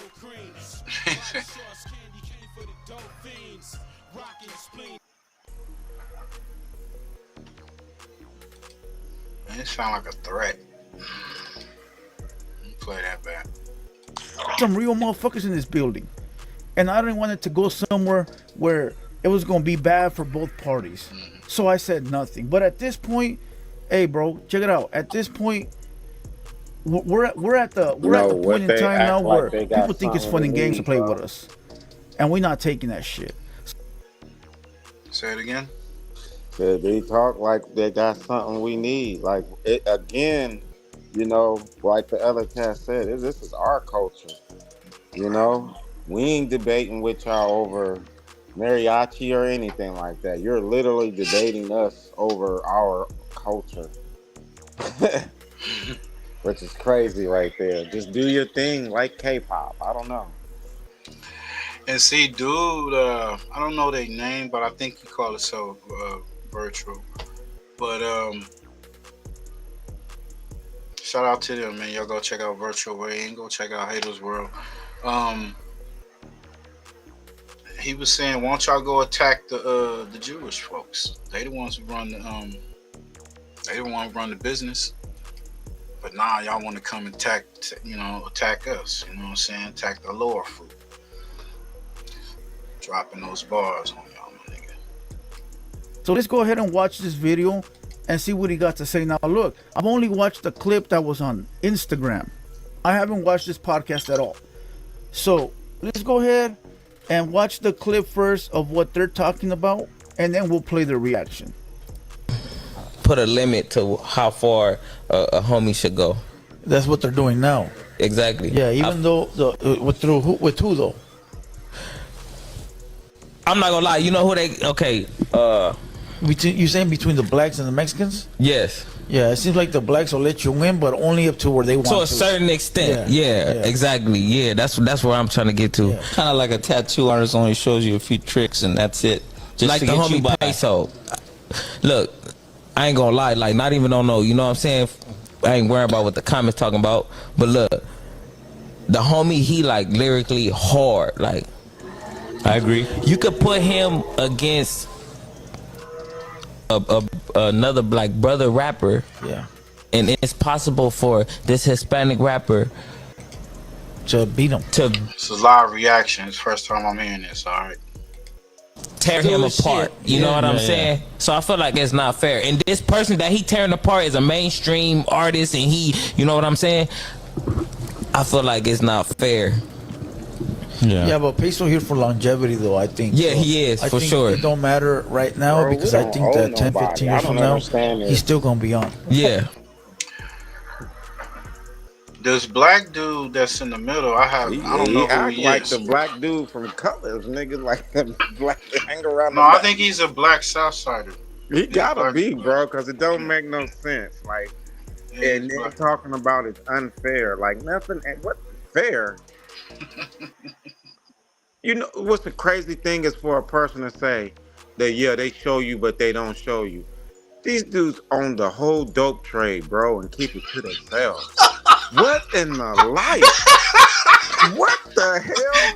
I know that's what I'm saying. I gotta have my brother. That shit is crazy, bro. Like, wait a minute, like, nigga, I want your street, I want your culture and everything, but don't ask me for nothing.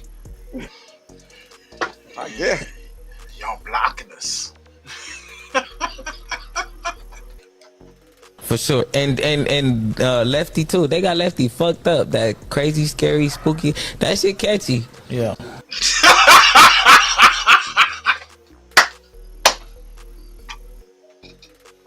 Yo. Hey, don't get me wrong. Lefty, he got a flow. You know what I'm saying? But like they was saying, he was only on the album. He only had them 4 words, and that was it. You know what I'm saying? When he did the performance in the Bounty Hunters over there, man, y'all saw that reaction. Nobody was moving around, dancing to nothing. He got the cold shoulder. You know, it's crazy because, you know, a lot of them that in their rhymes, they use the N-word a lot, and that's offensive to some people, right? But you don't see them changing, You see some saying stuff about it, but they're not gonna change. So it's like when it comes to this music, like if you got whack lyrics, you just got whack lyrics, my nigga.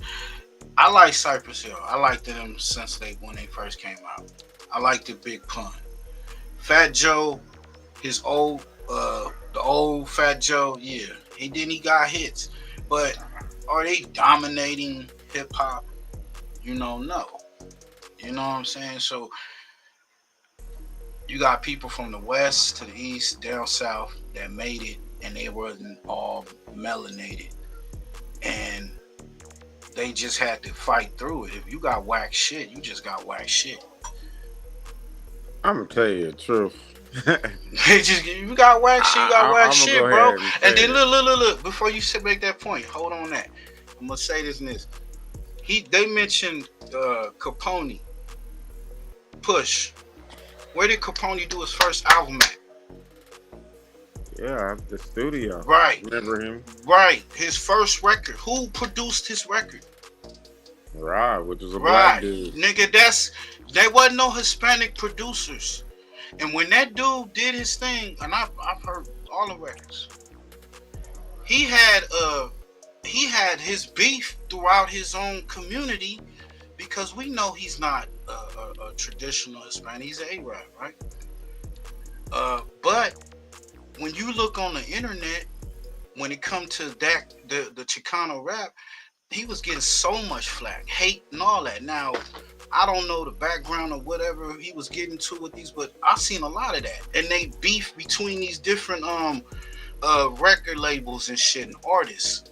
So they like tear down they own backyard and shit. You know what I'm saying? If you're trying to build something within the culture. I mean, when Fat Joe and them came out, and when Fat Joe had Big Pun, and Fat Joe knew he was competing on the East Coast against the rappers that was popping back then, which was Biggie, right? Nas, and of course the West Coast, right? Why do Big Pun is like he's the version of, he's like the Puerto Rican Biggie, but he rap. He to me personally, he a better flower and better rapper than Biggie. But Biggie had his, everybody had they flavor and style, in the game and contribute. But them niggas fought through that shit, my nigga. Come on. To say we hold niggas back as far as in the music, I don't see it. My nigga just said the whole dope trade. Come on.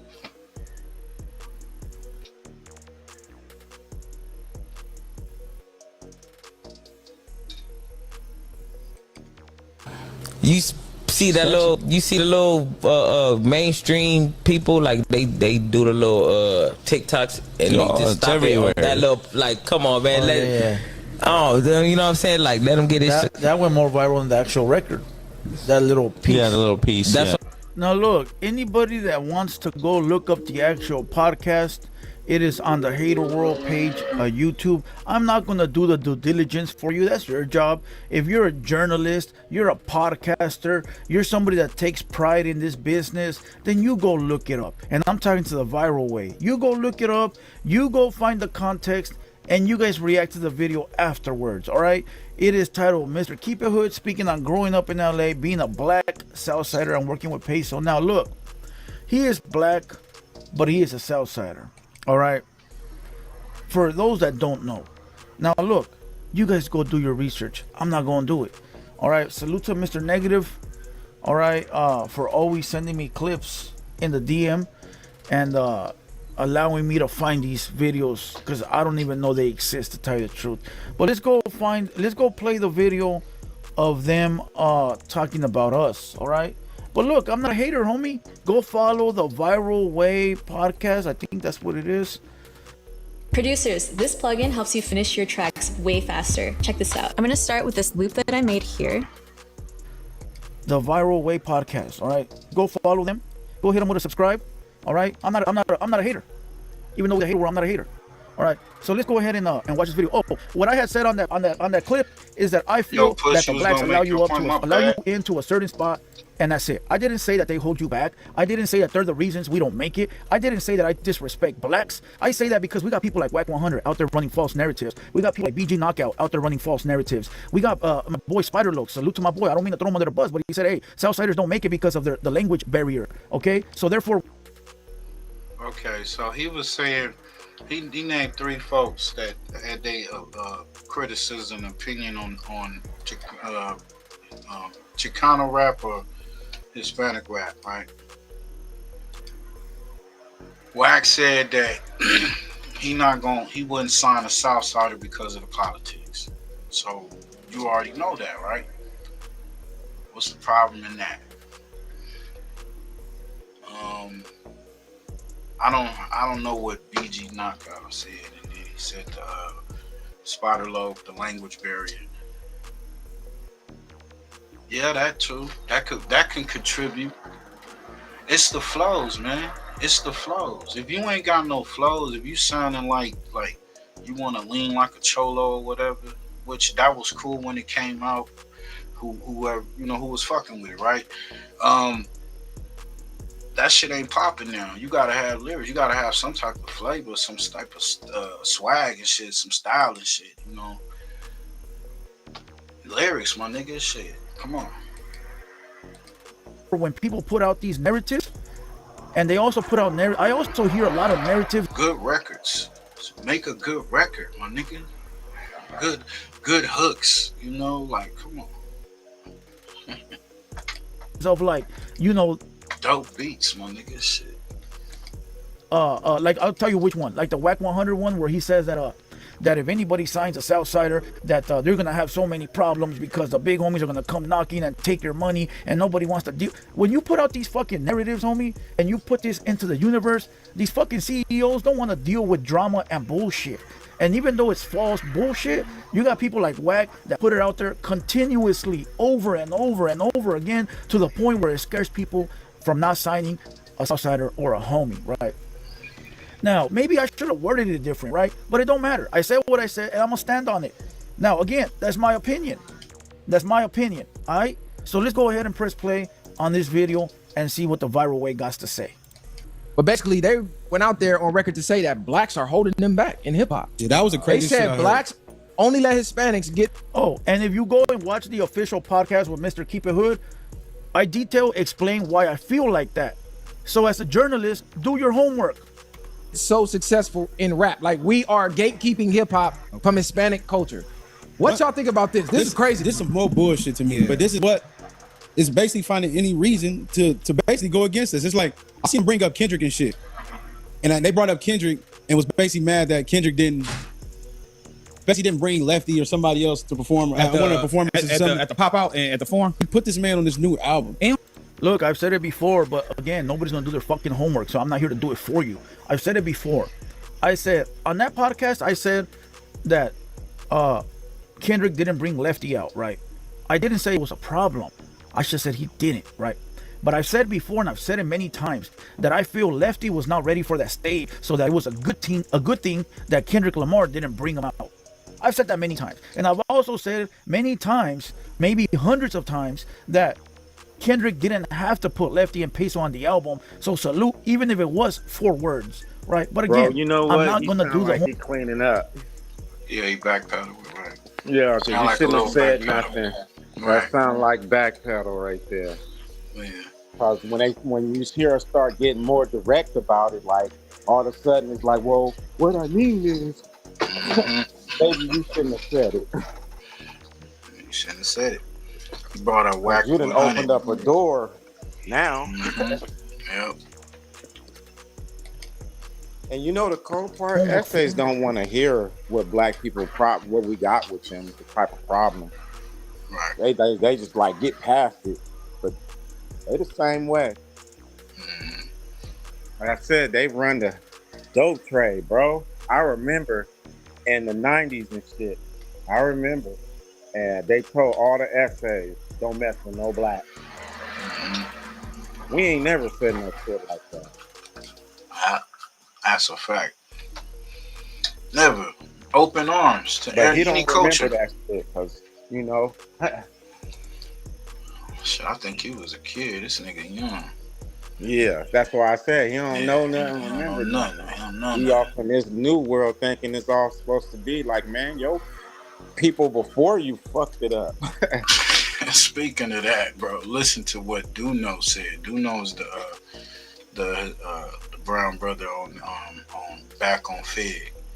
Let's get to that. This is coming from the UK doing documentary. Oh, gee. Check this out. I hate that. Shout out to Damu Keyway Conversations. Make sure y'all run over there, run them numbers up, man. Salute, salute. Everything else. These niggas is coming from the UK. Shit pissing me off, god damn it. Previously owned by a small faction of about 800 people. Hispanic, I don't even respect you doing dancing that they was Did y'all hear the video? Hey, can I say this? Y'all niggas better stock up. It's about to be a green light special on niggas. Listen. Shout out to Spider-Loc, Not though, even- having No, our no, back. that's what I was Yeah. gonna say. Shout out to Spider-Loc. Outside of Spider-Loc, right. And there's That's another a fact, channel. that's a It's Red something. Red Supreme. Red Supreme. He was the only, and I don't know if he I from ain't Cali or seen not, Red but Supreme. he was one of the only ones with along with Spider-Loc that I've watched with my own two eyes and listened with my own two ears that kept it real straight down the middle.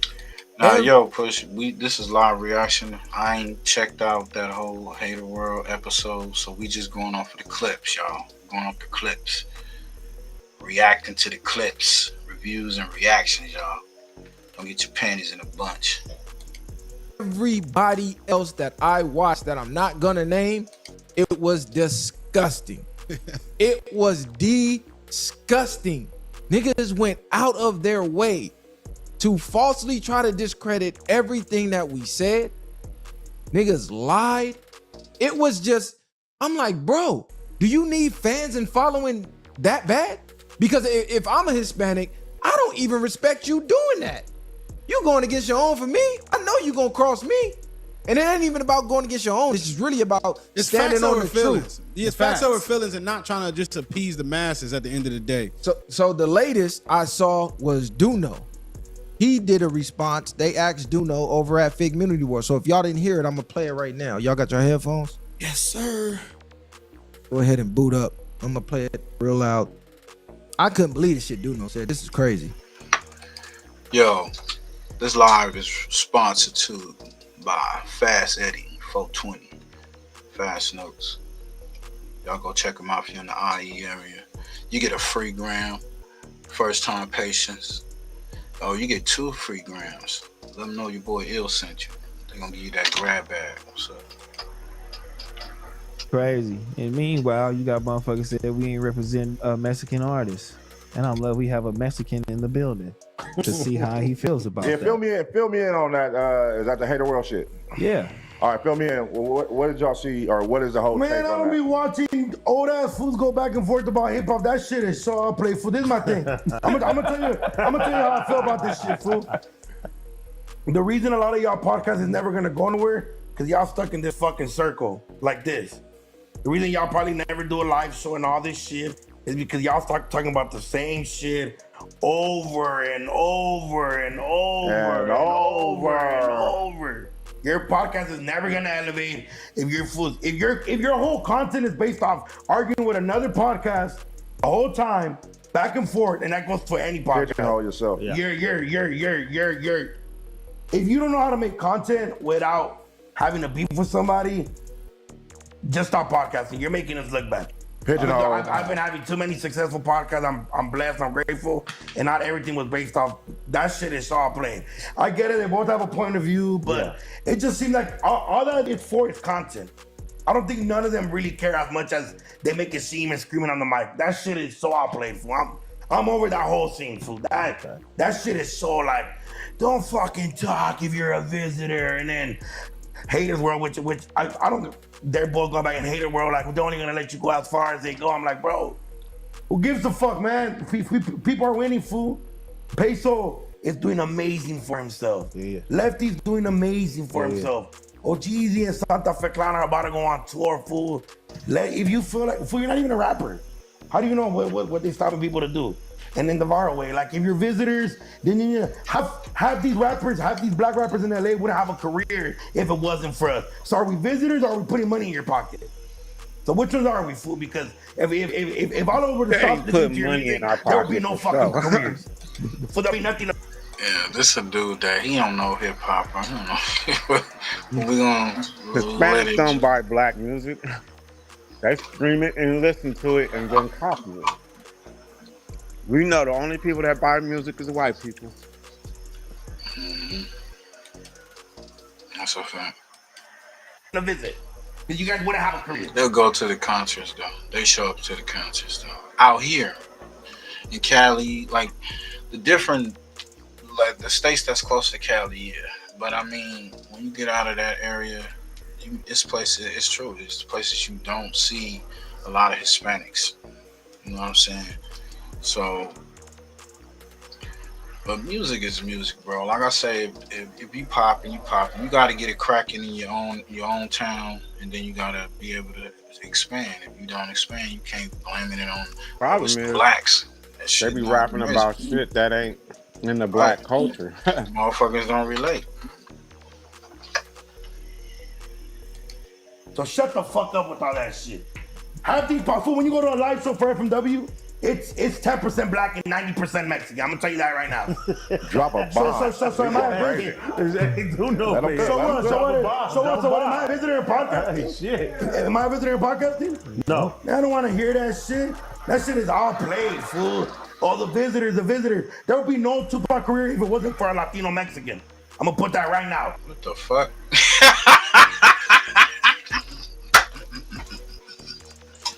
Bro, like Tupac didn't rock on the East Coast. This nigga don't know What the hell? That's what I'm saying. Niggas don't know the culture. You don't know the fucking culture. Like, what the fuck are you talking about? That's one of the problems, bro. What are you talking about? Mexicans wasn't even messing with Humpty. Right. And let's be real, bro. They wasn't fucking with Pac until he was on the West Coast with the All Eyes on Me.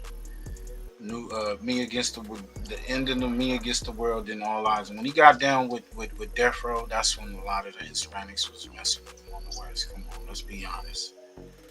Unless you were up north, if you were by the Bay Area, they Pac is the legend up there. You ain't fucking around talking about Pac up there. You know what I'm saying? And it's Hispanics up there, the Norteños, you know what I'm saying? And that culture's up there. And this shit is just crazy at the end of the day. You know, I just feel like if you're going to come in the game, you got to do just like everybody else. You got to work yourself up to the top. If you got trash raps, you just got trash raps. If you can't connect to the culture, then you can't get mad. You know, step your game up. But to say Hispanics made pop, that's crazy. I don't know what the fuck he's smoking. What kind of dust you on? The fool that produced a lot of his bangers was Mexican. What's his name? Johnny Cinco. What's his name? Johnny J. All that visitor shit, all that stopping people. Don't even know. See what I'm saying?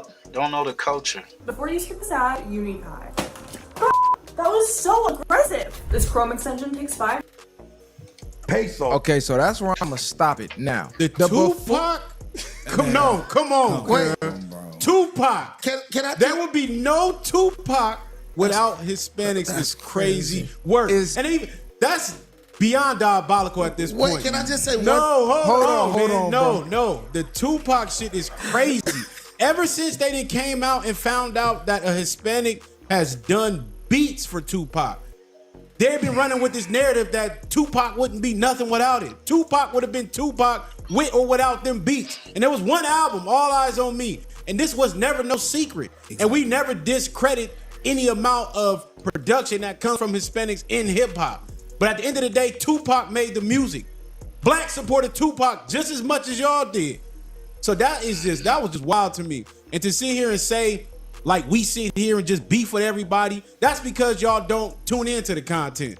That's a fact for sure. We just started getting into these little back and forths, and 9 times out of 10, when you go to the root of that, it's been us being mentioned and we've been mentioning back. Yeah, facts. Like you can go down the line of every back and forth that we've ever had with any podcast. Go to the root of it. They fired a shot. We responded. The only reason you remember our response, because our response hit harder. It's like ether. Them niggas drop some little bullshit. Nobody pay attention to it. We respond, they like, God damn, the Varway niggas tripping. And that's all they remember. We were one of the only podcasts out here telling people, stop going back and forth. Let's stop the WWE stuff. Start adding more type of higher uplifting content. Add substance to your content. I recently seen T-Rail say he's tired of the clown content. And he took responsibility and ownership, saying that he was one of the ones who was pushing that type of content to the forefront. So, yo, shout out to them. Viral Way. Shout out to Haters World. Y'all go check them out, man. We giving our reactions to it. We get to this Munchie B and B0BBY beef. I'm surfing through YouTube. The title say, did me and Munchie B really fight or some dumb stupid shit? Okay. Now the video about 40-50 minutes long. Whole video. Nothing about Munchie. Nothing. Right? Get to like 29-30 minutes. Then the weirdo say, yeah, me and Munchie ain't never fought. We don't know each other, never met him, whatever. Make sure y'all go check out Munchie B's channel and B0BBY's, man. Right. I'm like, why is my name in this title, bro? It's never even been a rumor, speculated. Nobody even, nothing. Nobody said nothing about me and this man ever having any back and forth. It's not even a thing. Now, this B0BBY dude want clout, bro. From PJ Watts. Come on, bro. He want clout. Now, I'm going to tell you what got me upset. Because the clickbait thing, I guess, is normal amongst these fake content creators. Because I don't know what he call himself, though. I don't know what he supposed to be, right? But this dude who say, yeah, I never met Munchie. You know what I'm saying? Well, but it was a dude that looked like him.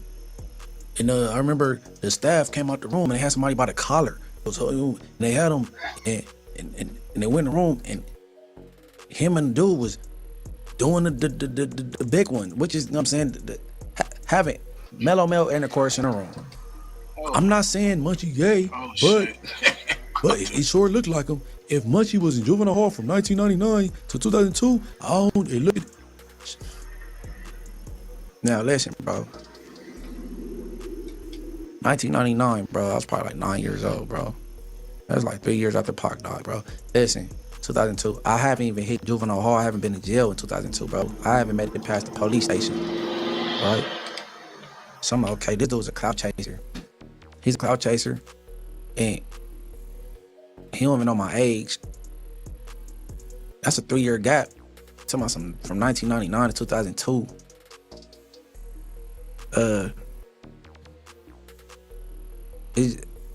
That is very disrespectful, bro. You're going too far. And if I get the disrespecting hoods and dead homies, then I'll be wrong, right?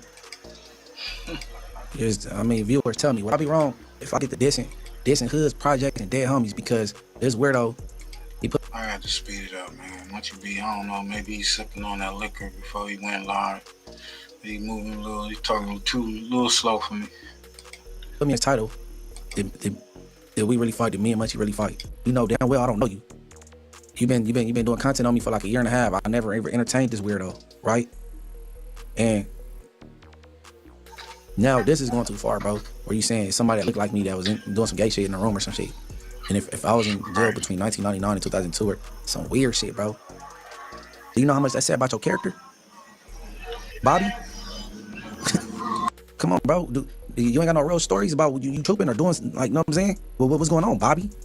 You chasing the YouTube check that bad? What's up with the PJ Watts, bro? Because I want to know, dude, when these weirdos get on the internet and do weird shit, do they homies hold them accountable? Because I know if I say something that ain't straight, I get too drunk on these podcasts or anything, I get a call, bro. My homies go holler at me. What's going over there? What's going on in Imperial Courts where a weirdo is making up a story or a narrative saying that we possibly fought before? You don't know me. What reason would a dude from Inglewood family have to even be squabbling with a PJ Watt? Somebody from PJ's? For what? Come on, bro. Anybody from PJ that ever jail with me, they'll tell you that I'm a trooper and I'm with the bullshit, period. I was in reception with Big Hitman. We don't care for each other. He'll tell you, Munchie far from a buster. Ironwood State Prison with Lil Hitman. He'll tell you, Munchie's a trooper. Solid. Demon from PJ, he'll tell you, I lived in the hole, kept going there. Demon will tell you. I'm trying to figure out what's wrong with you. What type of grown man and what type of crip just make up some shit? And you in Vegas. At least if you talking shit, be in city limits. You gonna make up some shit, give somebody some action. Cause my homies, they give a fuck about me. So if you saying blasphemy, my homies go breathe. You can think my situation all you want. They go breathe. At least don't be in 702 area code, bro. Please. Sometimes your tracks are right there, but there's still something missing. Co-producer is gonna give you unique sounds that Bobby. Come on, bro. Your cripping sound questionable. You know what I'm saying? I be outside a lot, bro. I go wherever I feel like it. I'm in clubs, parties, I'm doing interviews. Munchie B, the Mayor YouTube channel, I'm programming right here. Street TV over there. Your homie told you to interview at Street TV. I'm over there. I'm at No Jumper. Every Tuesday, I'm live for about 2, 3, 4 hours. I'm available. Why is a nigga in Vegas talking crazy? What's up with you? Black Lives Matter on a beat. You disrespecting me. I mean, if anybody mutual from PJ could put it together, I would love for one of my homies to squabble you down. And then we can go back to our normal programming because you're a liar, bro. You don't know me. I don't know why you keep doing content on me. It's giving gay. You know what I'm saying? On IFG. And you just made up some dumb shit. Talking about some 1999, 2002. Bro, I'm only 35, bro. I've been banking for a minute, but I'm only 35, bro. Yo, we gonna stop it right there, man. We gotta get Bobby A's response to Munchie B. Let's get to it. Cause I'm pretty sure your homies would have rolled with you. And I'm pretty sure my homies would have squad up and rolled with me, but that would have been a situation that none of us need. See, the last dude that I had to show that PJ Watts, my trials and all that, my conflict, and be and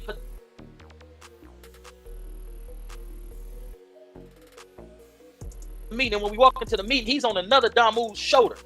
I believe he greeted Skip Townsend. He sits down, and inside of this meeting, they had a representative from, I believe, the mayor's office or the city councilman's office coming in, and they was talking about finding additional funding for what they call people ambassador. To the dub. That's why I seen Munchie B at, looking like a handicap, and there's nothing wrong with a handicap. God, you know, I'm not disrespecting handicaps or those who are disadvantaged because of some type of disability. Munchie B, you're a handicap. There's nothing that you can do with me.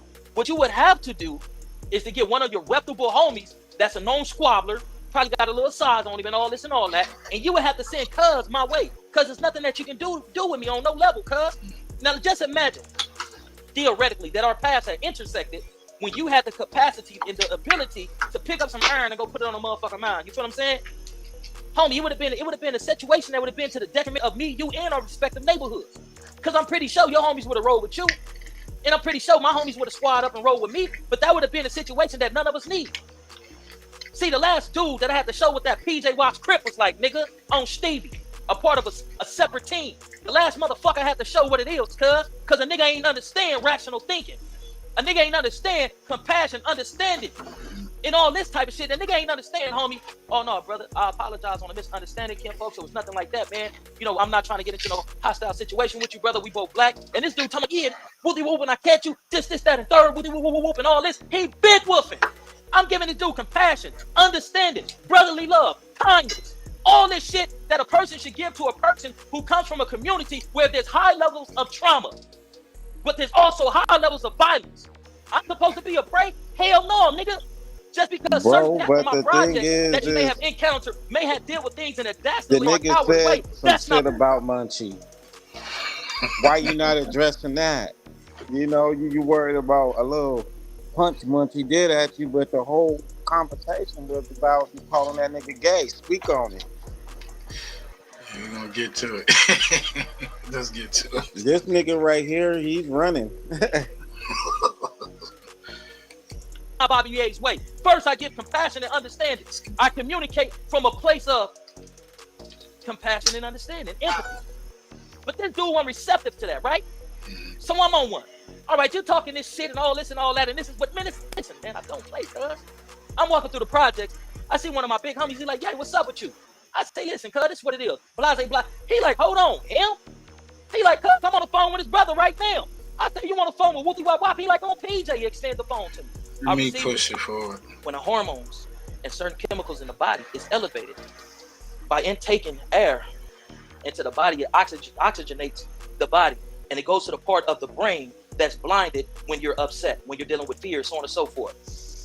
So we're gonna take some deep breathing techniques, and we're gonna address this situation with Munchie B with as much empathy, sympathy, and compassion as a man possibly can, without dancing upon the lines of being a dastard, a coward, a mark, a buster, and a sucker.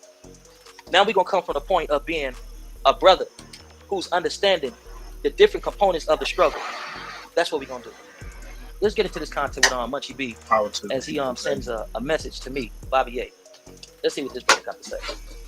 We're gonna show you some love, Munchie B. But bro, you can't do nothing. You can't do nothing.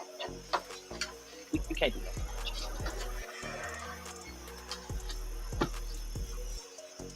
Did you know paying your bills on time raises your credit score, right? Wrong. In fact, this is the first of 3 major credit score. I'm gonna take your time bomb. I say blowing up In this title, bro. It's never even been a rumor, speculated. Nobody even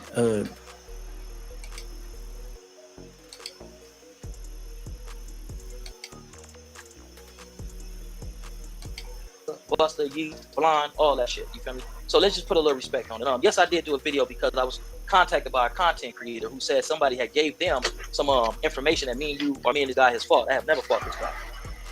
The situation that they're talking about is a dude named Spaghetti B, aka Munchie B, that some people may have referred to as Munchie B. That was the situation. So I came down here to do some rumor control so that these content creators don't come out here and put out a fake story that me and this dude fought.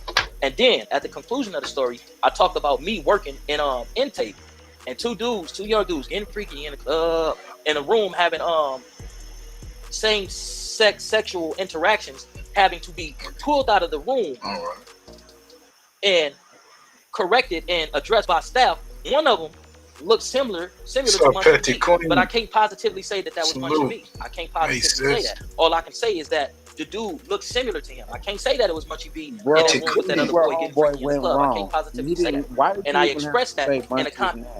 If you don't know Munchie. This is the problem. Talk that shit. What you say, bro? Why you even say Munchie's name if you don't know Munchie? And then to be totally wrong if the nigga's years is totally off and shit, that made him look stupid right there. You're not clearing up nothing. Like, he's losing points with me. So does he get this? Does he get this sign? The year of the clout? Does he get this? Yeah, he clout chasing, bro. That's the honest truth right there. You didn't have no reason to mention Munchie's name. If you don't know Munchie, then how you gonna say someone looked like Munchie a long time ago? Let's just be real. That don't make no sense. He said somebody called him, and I guess they bro, you don't speak on that shit right there, even if you heard it, because this is why you over here defending himself right now. Somebody said, okay, here we go. King Ando 92. Stop putting gay allegations on niggas you don't know. It's bad enough. He had peanut butter in his ass. Wow. These niggas is, yo, the internet is undefeated. Content that I have did. There's been things that Munchie B has said that I done rebutted and, you know, and said things about it. He gets mad, gets infuriated. And once upon a time, he tell me, some, nigga, you broke, get your chili up. So my rebuttal, and he deleted it off his page, and this is quite ironic. I say, I'm not worried about money. Money don't make you real. It's morals over money. He deleted it. Now I know why he deleted it. He deleted it because he was going to double back and use what I said as the name of his podcast. Come on, homie. Munchie, we got to do better, but we're going to get back into your content and see what you got to say. I hope you don't say nothing too inflammatory and all this and all that, homie. Like, because you can get loose with your lips and all this. Like, you feel what I'm saying? You get loose with your lips, and then you double back and apologize. Don't say some shit that you know is that inflammatory or disrespectful that you're going to have to come back and issue an apology for, because it makes you look, or anybody look, like a bitch depending on the situation and the narrative that's behind it. But you do that. And need I say more, this is a dude who self-admitted to writing police reports. Oh, it wasn't no police report. He's writing reports to the city. The city, when they're doing these intervention and prevention programs, when you start following the paperwork and doing your research like I have done, the LAPD is included in all of this intervention and prevention shit. They give the thumbs up on who gets the money, who doesn't get the money, unless you're going after private donors like Shaquille O'Neal and athletes and individuals of that, you know, of that stature. You feel what I'm saying? So you mean to tell me you write gang reports and you don't know where the fuck these gang reports is going to? You can't throw in here and say, I get paid for being from Inglewood families. How so? Not only do you get paid for being from Inglewood family, but you get paid for reporting the dealings of representatives from Inglewood family. And you said that yourself. If it's something going on over there in the West Boulevards and we go over there and you know, we keep it down and I write a report about that. Homie, that's surveillance. Is it not? Y'all tell me if I'm wrong. Is that not surveillance? Is this nigga not surveilling his own community and writing reports about what's going on in this community? That's a fucking mole. This nigga's the type of nigga that they'll put around the Black Panthers to infiltrate. This nigga's an infiltrator. This nigga is reporting the day-to-day activities, not only himself, but his gang. You're reporting on your gang. You're no better than 600. You're no better than Whack 100, and everybody else got these allegations and accusations surrounding their name, fucking with this intervention and prevention shit. You have to report being an intervention and preventionist. They need paperwork and documentation to give to the LAPD, to get the stamp of approval, to give that to the mayor, so the mayor can continue to get funded from the city, from the federal government. And now we can even take that further about government funding terrorism, about certain nonprofit organizations paying cats once the numbers begin to decrease and everything is all good in the hood, and that includes Inglewood. They holler at their representatives. They send their handlers out there to go and holler at the representatives from these respective sets. Say, listen, homie, if you like getting this X amount of money and you like driving that foreign car and paying a mortgage, not rent, you're paying a mortgage now thanks to us. The numbers are slipping. We need to get the numbers here, because if the numbers stay here, then we got to scrap the project. So I thought this girl was working out like crazy. She wasn't. I met her yesterday at the gym, and I asked her, how do you look so great? And the only way that, you know... Y'all let me know in the comments, does he have a point on that? But I want to get to the point where why he said what he said. Mention that nigga name. I think he already had, because he has said things about Munchie B over the years. So Munchie B finally responds. You know, we can get those numbers up is that these youngsters, you know, get out here with the nonsense and whoopty whoop whoop, and now here comes the confusion and conflict. Oh man. So bait and hook, right? F them dudes. Them dudes killed the homie whoopty whoop whoop. Oh man, I was just driving down the street. Man, them dudes got a big ass CK on the wall. Them dudes got a big ass BK on the wall. When I was younger, we used to whoopty whoop whoop whoop. Now the youngsters feel like they got to meet the expectation of the big homie who's creating this propaganda. So now they feel like they got to get crap. So now we back in these 20, now we're still perpetuating these 20, 30, and 40 year gang wars. Munchie B is a part of that, cuz. How do we not see this? And I'm not saying don't support Munchie B. I'm just saying everybody needs to be recognized for who they is, no matter what the fuck they are. Let's recognize this snake for who he is. Let's recognize this plant. Let's recognize this informant, this infiltrator. Damn. As what he is, homie. This dude's a cancer to our community, homie, and he's reporting on his homie. See, a lot of dudes say, "Oh, it ain't snitching if you ain't got no paperwork. It ain't snitching if so if somebody get hit, you know what I'm talking about with that fight, right? Bro, if a person pick up the how phone do and you call go off Officer on a nigga this DeMay. hard? Hey, Officer DeMay. And you started the whole conversation by saying you some gay shit. I don't, like I said, he done lost the subject on what he talking on. Well, he started off by clapping at him, calling him peanut butter, and he said he was. I was like, damn, bro. it's kind of like a walking contradiction in some cases, homie. I mean, I understand his passion. You know, I lived in Watts. You know what I'm saying, on the East Side and all. I understand what he talking about. The projects over there. But yeah, you basically put a nigga that type of jacket on a nigga. Come on, nobody ain't going for that shit. You heard what happened last night? No, I didn't hear what happened last night. I didn't hear what happened last night. Individual who tells and report. They say BOBBY did whoopie woo woo. Oh, so that was BOBBY. But just like this is why I say everybody on this internet, as far as the YouTube, if they want to get their channel popping, they always have to go at each other in some form or fashion. I've seen it over and over again. It's happened. They both be having good content, some good content here and there, you know what I'm saying? And I don't know, it's with the numbers, man. It's just like playing the game. In the game you're gonna get hit. You know what I'm saying? You ain't finna just go get an easy layup. That's just how it is, you know what I'm saying? They coming from that gang bang culture where niggas gonna take shots at each other. He says that in other lives that Munchie B be dissing the Crips or says some inflammatory things about the Crips, shit like that. So people got their views on Munchie B. You know, this whole peanut butter shit has followed that nigga forever. Man, let's get back to the content. Do you know, like, where's the whoopie whoop, or where did he run to? How did the situation manifest? Oh yeah, BOBBY was in the dice game, and whoopie whoop said whoopie whoop and went for his joint, and BOBBY just started firing. Is that not snitching? There's no documentation, there's no paperwork, there's no statements attached to what he just told his handler. It's still snitching. It's covert snitching. And the only way that you can get it to be, the only way that you can get the physical documentation and the person's identity is if your attorney files certain motions and petitions with the court to reveal the identity of this CI, because we feel like it'd be beneficial to our defense. But so he's accusing Munchie B of being an informant, a snitch in his neighborhood, Inglewood, which is crazy. Let's get to this nigga way in Vegas, I think they said.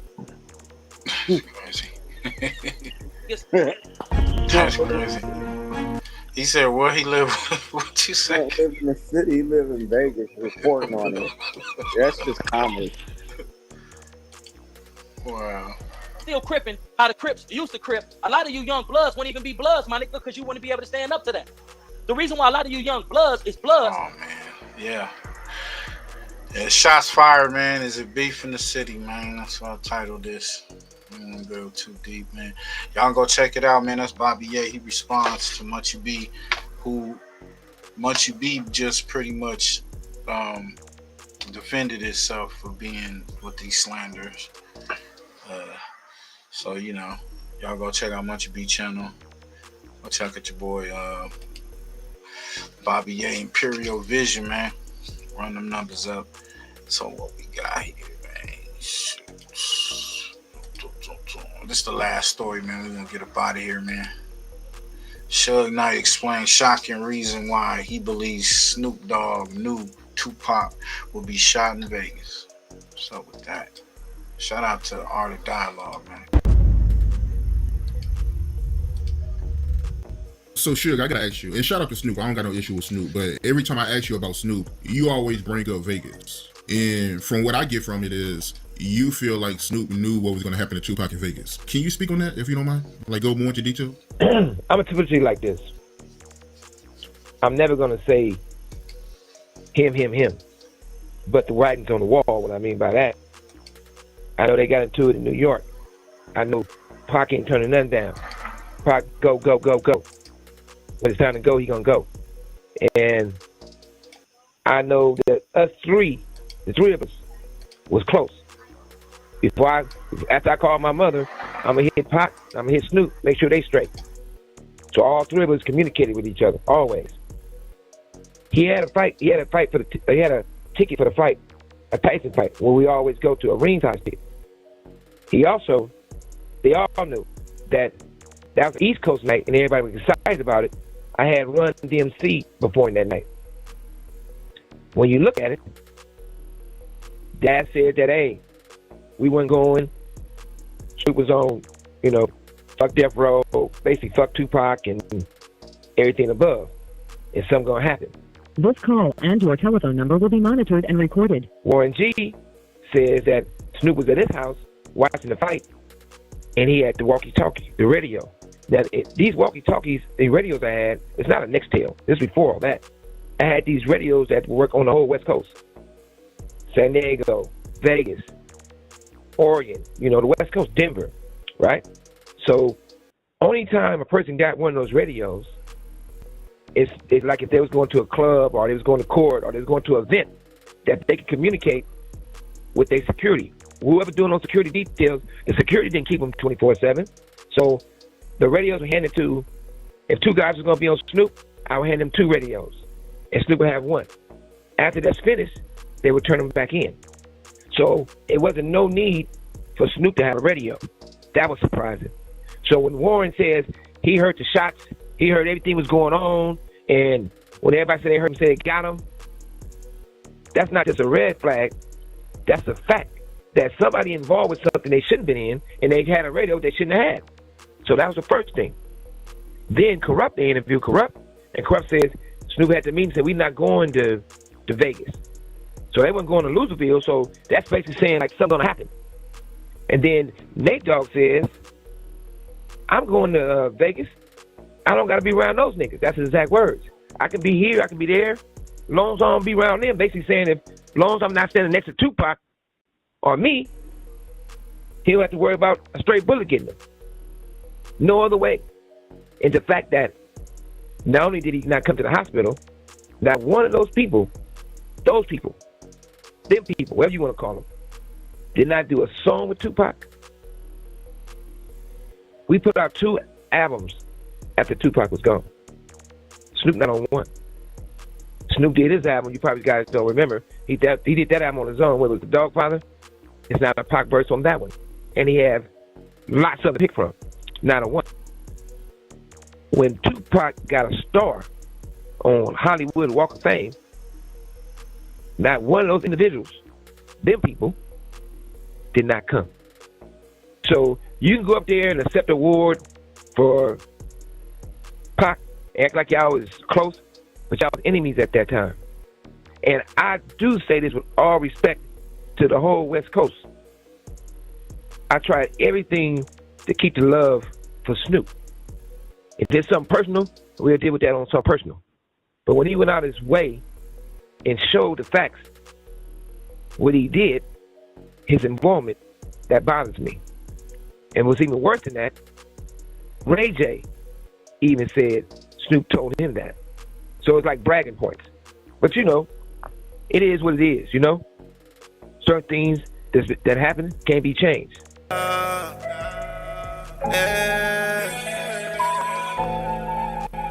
That's that.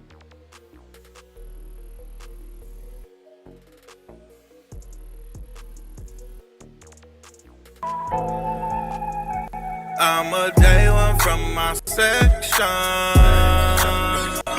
It ain't nothing you can shout out to everybody that pulled up, man. Sorry for y'all, but starting a little late. I'm trying to get early next time.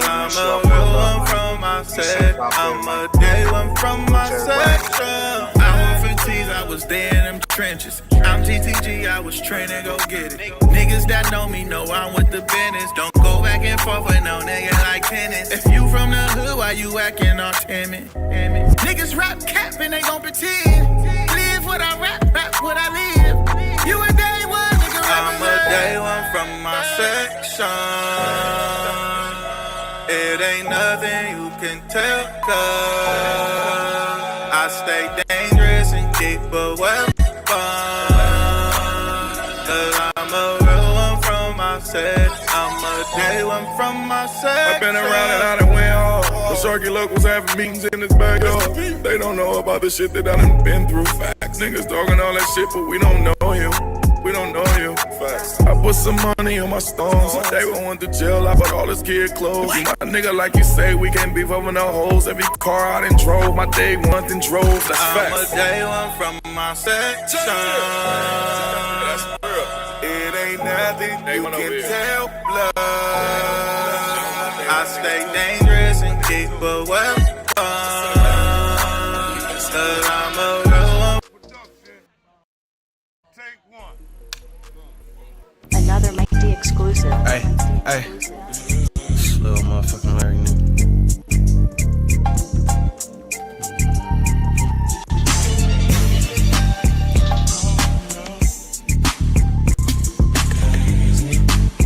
Alright, look. I ain't no killer, but don't push me. Shit, I ain't no killer, you just pussy. You ask for forgiveness, I put innocence, straight danger. Looked in the mirror when I do, I see straight anger. Shit, I hate myself. Feel like a straight hater, hate these scores I was dealt. But I'm gonna be greater. Seems like I bounce back every time, but I keep falling, keep crawling. In the meantime, niggas keep talking, can't control it. Do I got it on me? You better know it. Epic moments. I'm finna make it, bro. I'm hella focused. Gotta stop playing with this gift that God's giving me. I can change the world, God, thanks for these abilities. Look how I move, see God bless me with agility. It's about patience, then it's about consistency. Niggas hating, I bet you feel the hostility. I know somebody in this motherfucker feeling me. Keep it real. Hey, hey,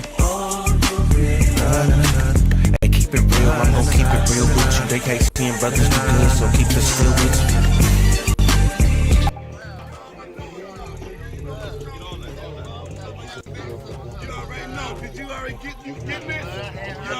I already told you.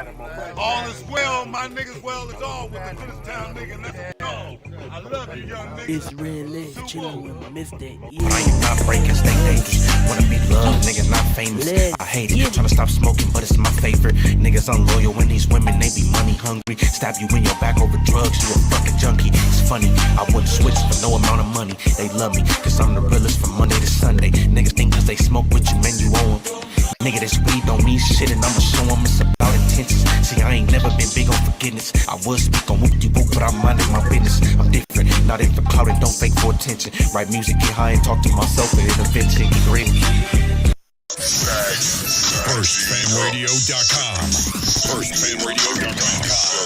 Nigga got a grip, nigga get a grip, nigga with the gang and rolling with the Alpine banging. Homie, what you got a FirstFamRadio.com.